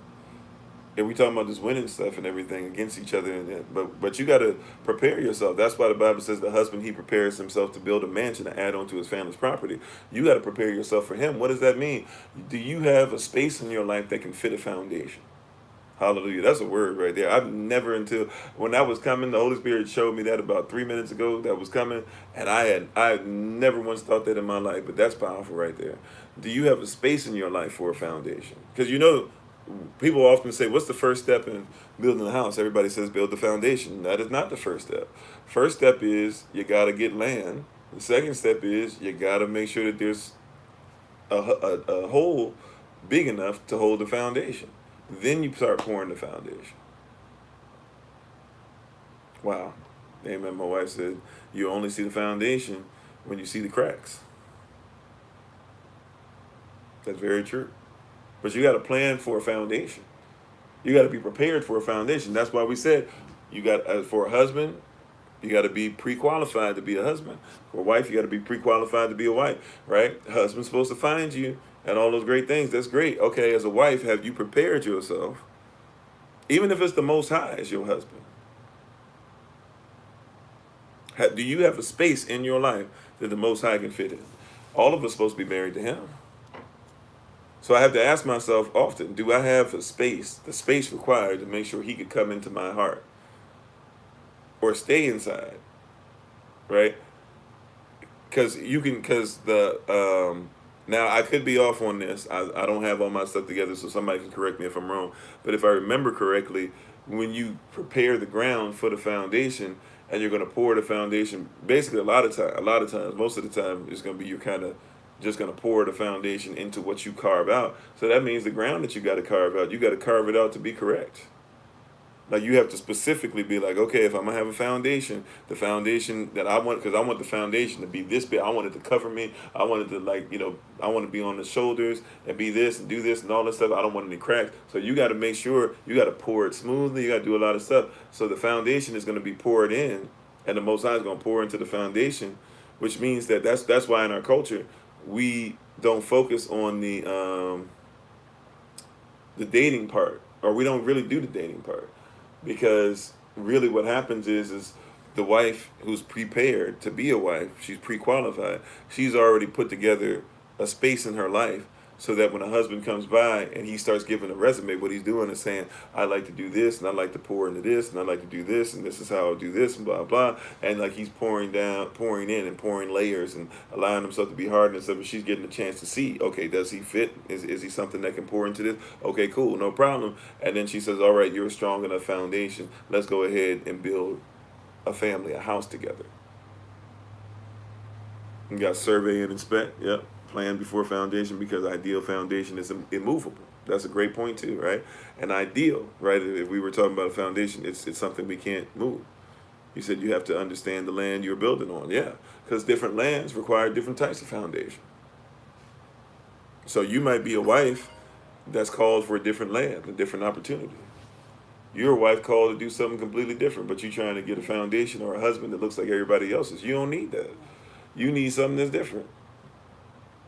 Which means that he might need to pour some things into you, or he might need to pour some things into you, or that you can stand on him differently.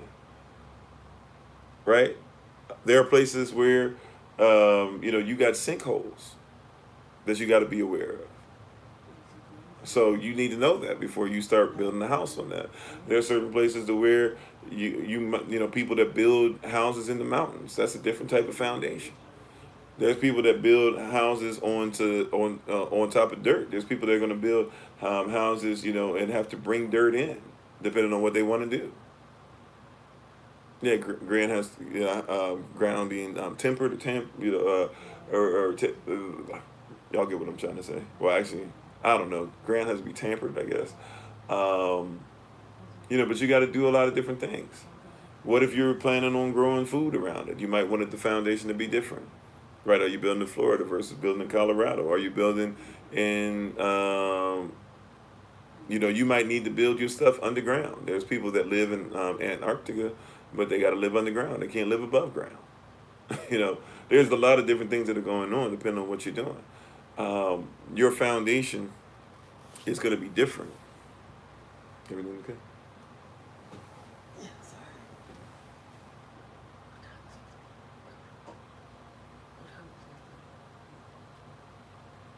sorry. Like one-ish or something like that. Yeah. But those are things that we have to be aware of. We have to be aware of those things.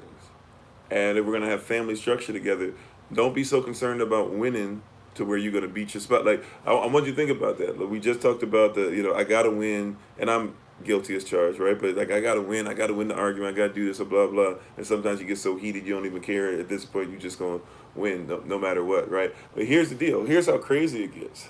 Think about this. Nobody, when they're building a home, builds a home and it's like, yo, I'm gonna build this foundation so that it can go ahead and tear up the house. And nobody builds a house to say, I'm gonna build this house so that it'll tear up the foundation. But that's what you do when you're just trying to win for winning's sake. That's basically what you've made up your mind. In your mind, you said, I'm going to win so I can build up, I can break, I as the foundation have to win at all costs. Your job at the foundation is to make sure that you are solid, that you fit in, that you follow a blueprint, and that you make sure that everything that's built upon you can stand.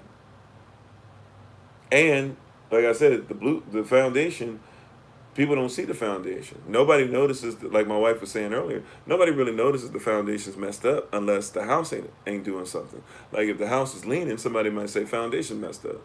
If the house is flooded, somebody, like we were looking for a home, years ago, whatever, and we came upon a home. I'm pretty sure we came upon.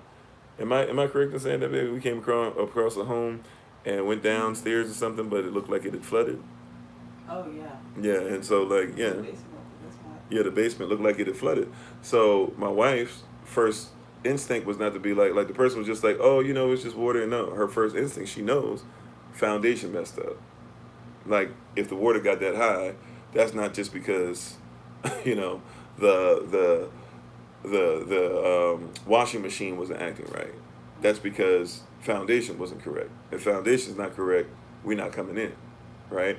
And you gotta deal with those things. Same stuff. Like the foundation but nobody sees those things happen till the house starts messing up.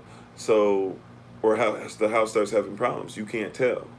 So if you have a foundation, or if you have a house that's exquisite and all that, right? If you have a house to where the paintings are nice and the drapes are great and it's grand and divine, the feng shui is great, and the exquisite details of the what do you call them, the whatever you guys call it, the crown molding and everything is extremely detailed and everything like that.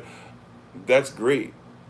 So what the house should tell you is that what the house tells me when I see all that, it tells me that the foundation is strong. So houses, families should make sure that the husband's foundations are talked about, are spoken of well. This is why a lot of men get frustrated. This is why a lot of men say nobody cares about what we do, because nobody talks about foundations. We only talk about foundations when the family's messed up. Speak well of foundation. Hey, you know what? You're doing a great. You know what? Husbands love to hear that they're doing well as well. I know we say this all the time as husbands. Oh, it don't really matter, this and that or whatever. He might not say it matters, but the real talk is, I don't know a man that doesn't like to hear, just bare minimum, like thank you, every once in a while. Just like you need to hear it as our wives, right? Like you need to hear it too. But he's gonna go to his job, and everybody's just gonna be like, that's what he's supposed to do.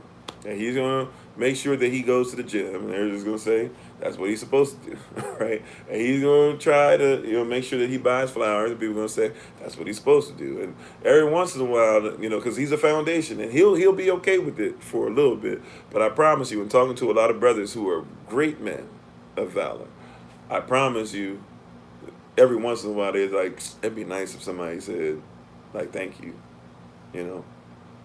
Is it, and just like our sisters do. And that's why also too, if we're going to be the foundations, we got to stop trying to win and stop fighting each other. You're going to be the foundation, then guess what? Your house should get some of the things that are necessary to make it look well. So your house is a reflection of you, not just the fact that your house stands, but if your house, if your wife, if your children are like, hey, I like to be able to do this. I'd like to get my nails done. I'd like to get, make sure a bare minimum, can you at least, get something to help me so I can do my own hair? I can do my own nails. Can I do this? Can I make sure that if we're going to go for travel or a ride or do this or whatever, like I want to travel in style, blah, blah. Like we don't like those that we're like, that's not practical because we're just thinking as foundations, as instruction, right? Like we talked about yesterday. Oh, I'm just thinking as a foundation. Foundation, I don't need all that. Nobody's gonna look at me. Nobody cares about, yeah, but you're not a house, you're not a wife, you're not the child. Right? People look at my wife, they go, oh, she's beautiful.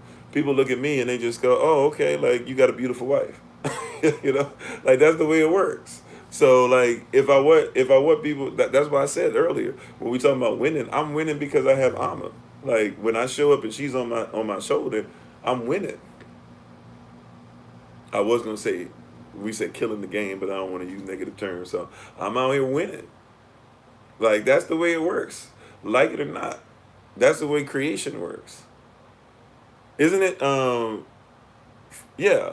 Feminine plants are the ones that give fruit, right? So the masculine plant looks great and everything, but the masculine plant doesn't really mean much if there's not a feminine plant somewhere in the vicinity.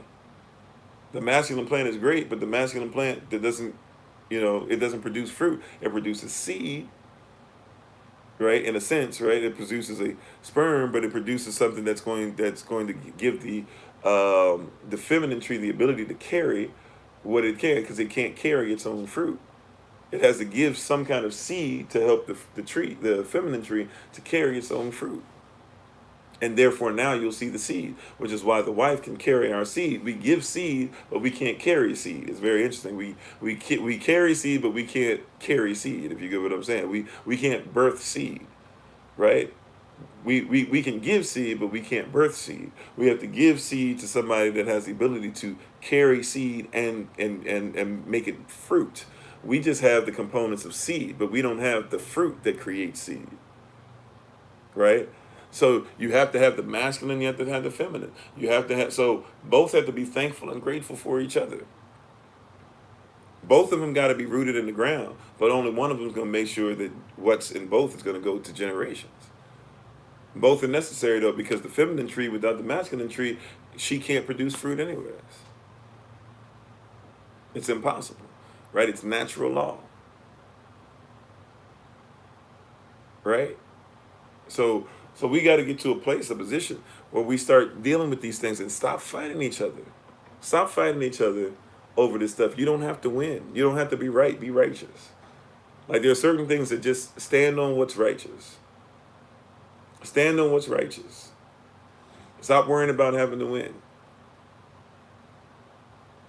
I'm still not great at it, but I'm learning how to, every once in a while, know that, hey, there's a possibility I could be correct.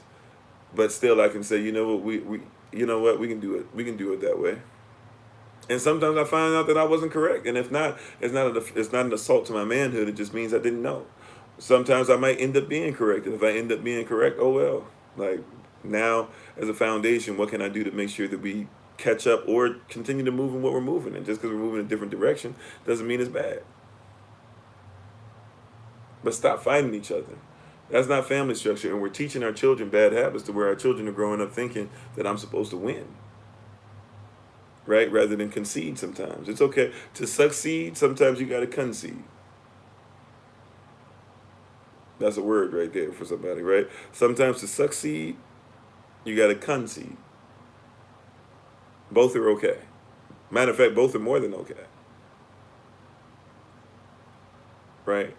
But to win just for the sake of saying, yeah, I won the argument, or to win just to say, see, you know what, you never blah blah, or to win just to say, like, you know what, like, if you just listen to me in the first place, we'd like, what is it doing? What is it helping? What is it growing? That's why, like, y'all know I have no problem talking about racism. We can talk about fascism, communism, sexism, any isms you want. At the end of the day, though, like, just talk about it without trying to make sure that we get back to the end game, which is separating ourselves and getting with like-minded people. Like, that's the end game for me. The end game is not trying to change and heal the world, because I can't heal the whole world. Right? I can make sure those that want to be like-minded, or those that are like-minded, let's move together. I can provide some tools for that. Right? So I put my energy in that.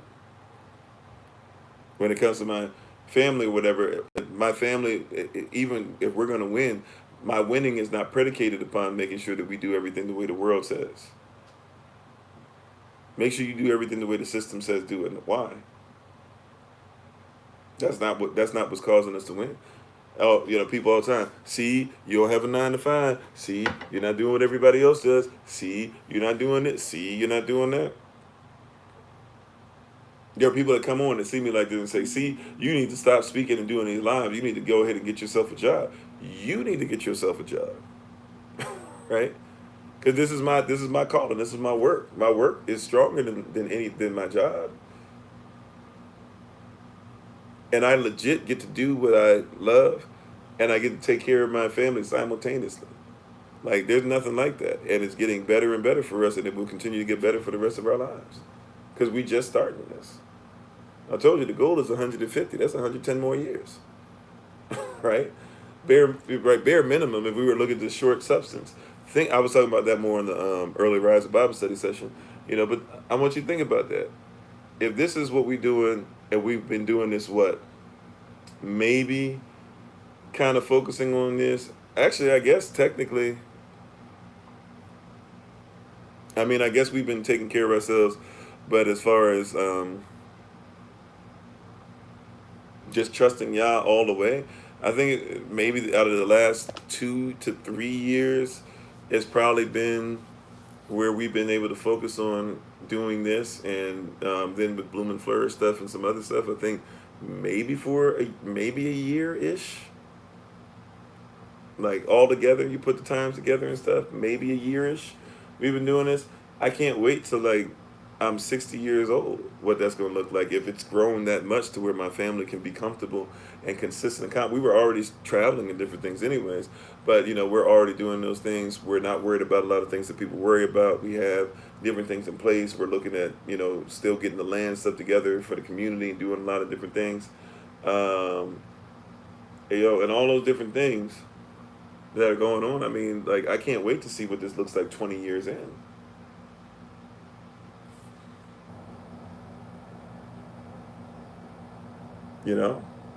Like, I can't wait to see what that looks like, where we're just being faithful and being committed to what we're called to be, and I can talk to people as I have a chance to. We can visit people. We can sow into people of different ages' lives.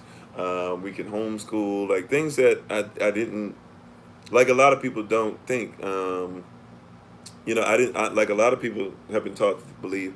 I didn't believe that was something that was really, like, I wanted to do it, but in my mind, I was like, oh, that's not possible, too. I had some doubt in that. But when you start, once again, living it, being knowledgeable of it, being intimate in it, it becomes different. Because now it's something that you see over and over again. So, we're already, when we're kingdom-minded, when we're doing what the kingdom of Yah, what the law does to protect our rights and stuff, you're already winning. Don't think that you have to beat your spouse up in whatever exercise. They're really exercises in futility anyways. Because then at the end of the day, after y'all finish beating each other in arguments and beating each other up, then you still say, okay, after we finish that, as mad as we are, now let's try and figure out how to make sure that we take care of our children today. You still got to go through the stuff. Might as well just be with each other, might as well just do what you're supposed to do. Might as well just love each other. Might as well support one another. Might as well build each other up. Because at the end of the day, like, we all we got. Like, I love my SOC family and stuff, but there's times to where I can't depend on everybody. I can depend on Amma, and I realized like we all we got. Like I could, I thank everybody, but there's sometimes where it's like I can't talk to everybody about it, blah blah whatever, or like when I was, I almost died. More than likely, I don't even really know what my health was, but I mean I had the serious issue, and we don't believe in doing the hospital stuff like that. And had I been by myself and had that issue, who knows what happens? Somebody had to nurse me back to health, and it wasn't everybody else in the world. It was my wife. Like that's a win. You can say whatever, but that's a win. That we're, and like I said, I'm getting better, at things, and I'm realizing more, and I'm being able to vocalize and verbalize and say those things, but that's a win.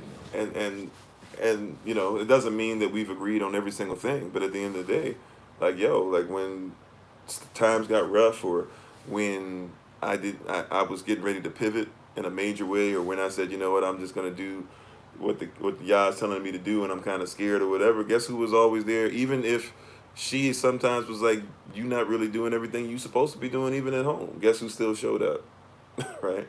Like that's a win. When you have that in your life, that's a win. Like realize that's real winning. If I can say it no other way, I leave it there.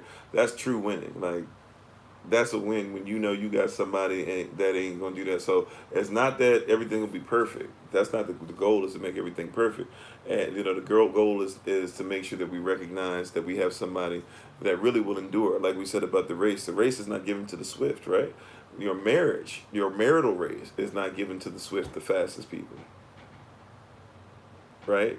The marriage is given to those that endure. Find somebody that'll endure. Stop finding somebody that you think wins in this, wins in this, wins in this. You know. What I tell y'all this. I've said this like 3 times today. I'll say it again. My wife is the greatest woman to ever exist. My wife is the sexiest woman to ever exist. You can't tell me no different. Never will. Right. That being said, there's things about her that are greater than that. Her heart, her mind, her ability to look at natural law, to teach about foods, to make sure that her family's taken care of. She's taught me more about being with family than I ever have, because in my family we don't really roll with each other. So if I don't talk to somebody in my family for a couple of years, that's not a irregular thought or a regular mindset. However, like I've learned, you got to deal with family and deal with problems and issues, and you got to be around people even if you don't want to be around. Like I come from things where you just cut people off if they get on your nerves. Like sometimes you got to learn how to deal with people. Okay. Like that's new territory for me. Believe it or not, you would think you a pastor, and me as a pastor, like this, even though I have boundary issues, like it's weird how that works too. I have boundary issues for my family, but not for other people. That's weird how that works. I'm thinking about that now as I say that, but I had to learn some things or whatever, right?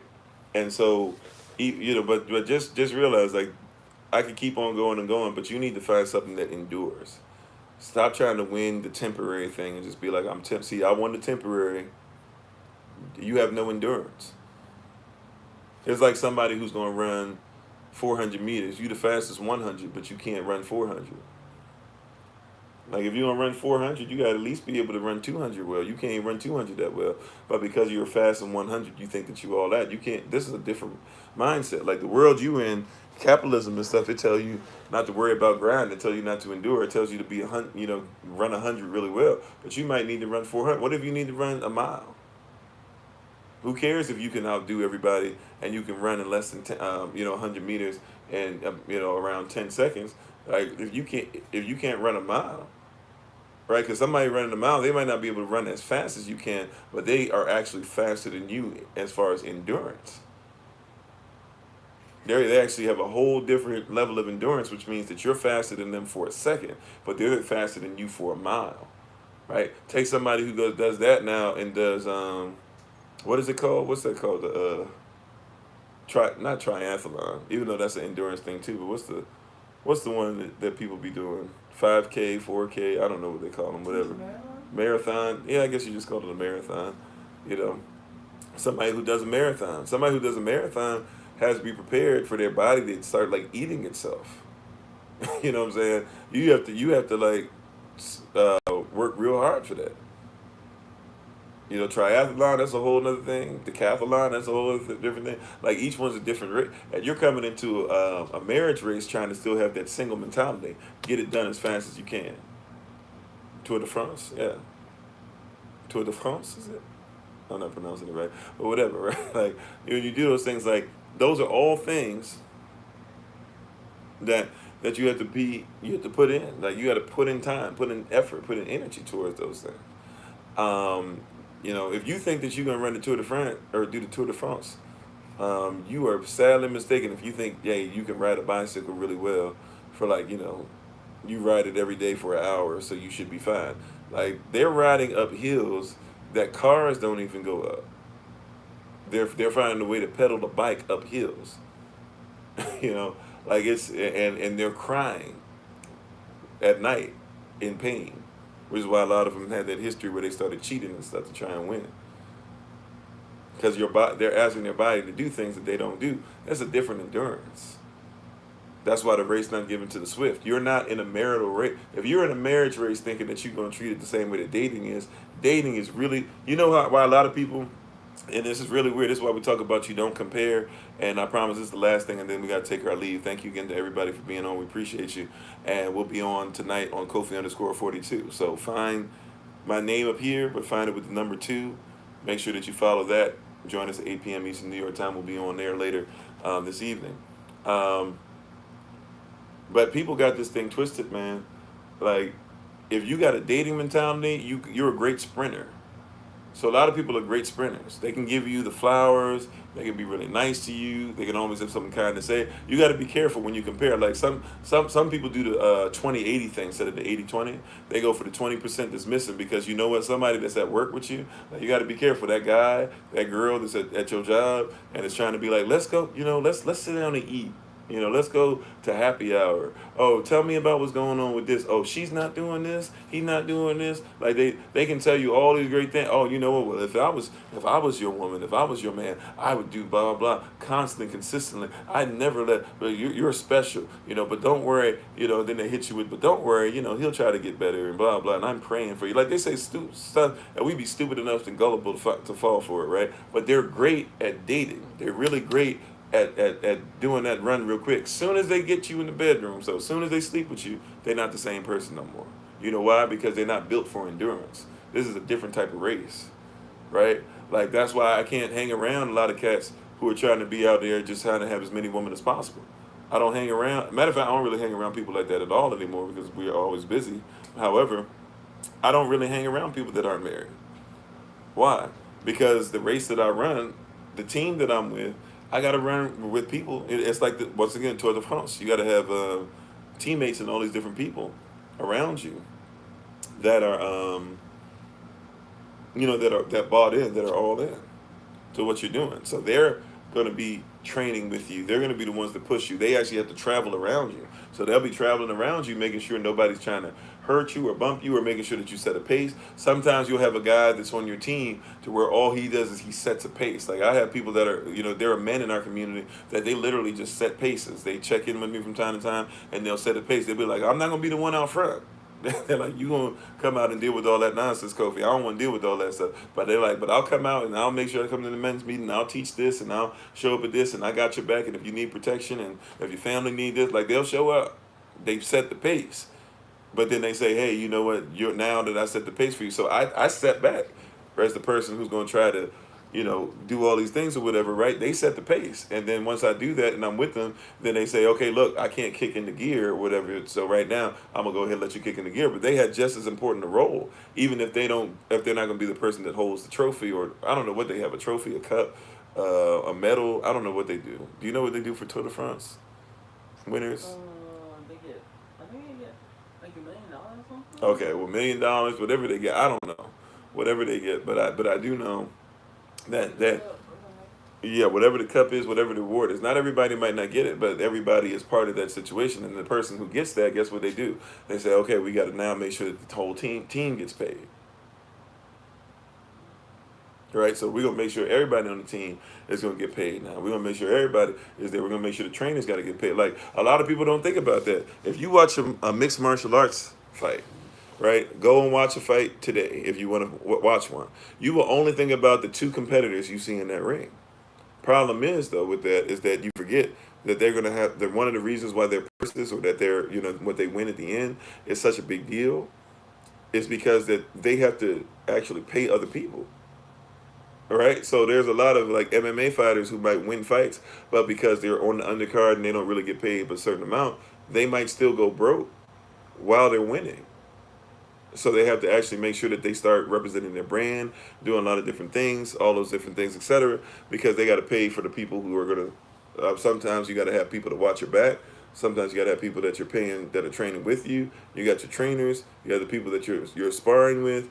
You have to have people. They might hire somebody to help you with your. Like let's say you're really good at stand-up games, you're really good at boxing and stuff like that, but maybe you're terrible at wrestling. Maybe you're great at wrestling, but they want to make sure that you get great at jiu-jitsu. Maybe you're great at jiu-jitsu, but they want you to be better at Brazilian jiu-jitsu because you need to be better on the ground to go with your wrestling. You got to be able to take care of the whole team. So the person that you see winning is not winning unless the whole team is winning. And the whole team now is invested in the person. Like I told y'all before, even though like there's people, and I won't mention the names so I can be consistent on here as we get ready to take our leave. But I've told y'all there's certain people out there that I've told you when y'all like, why don't you talk about him and why don't you make sure you talk about this person and bring this person down, challenge this person. There's people that I've talked to behind the scenes. You will never see me come out here trying to talk bad about you, even if I disagree with you. You know why? Because the main thing is the main thing, and right now you're the representative we have. So I'm not going to cut you down just to make sure that I get 10,000 views. But I promise you, if you say something, because we're brothers in this, and because we're brother and sister in this sometimes, but usually it's just been brothers. So because we're brothers in this, I promise you that if I feel you go too far, I will always come to you. I will always text you. I will always call you. And I will just put something in your ear to say, hey, this is the reason why maybe some of your people are having an issue with what you're saying.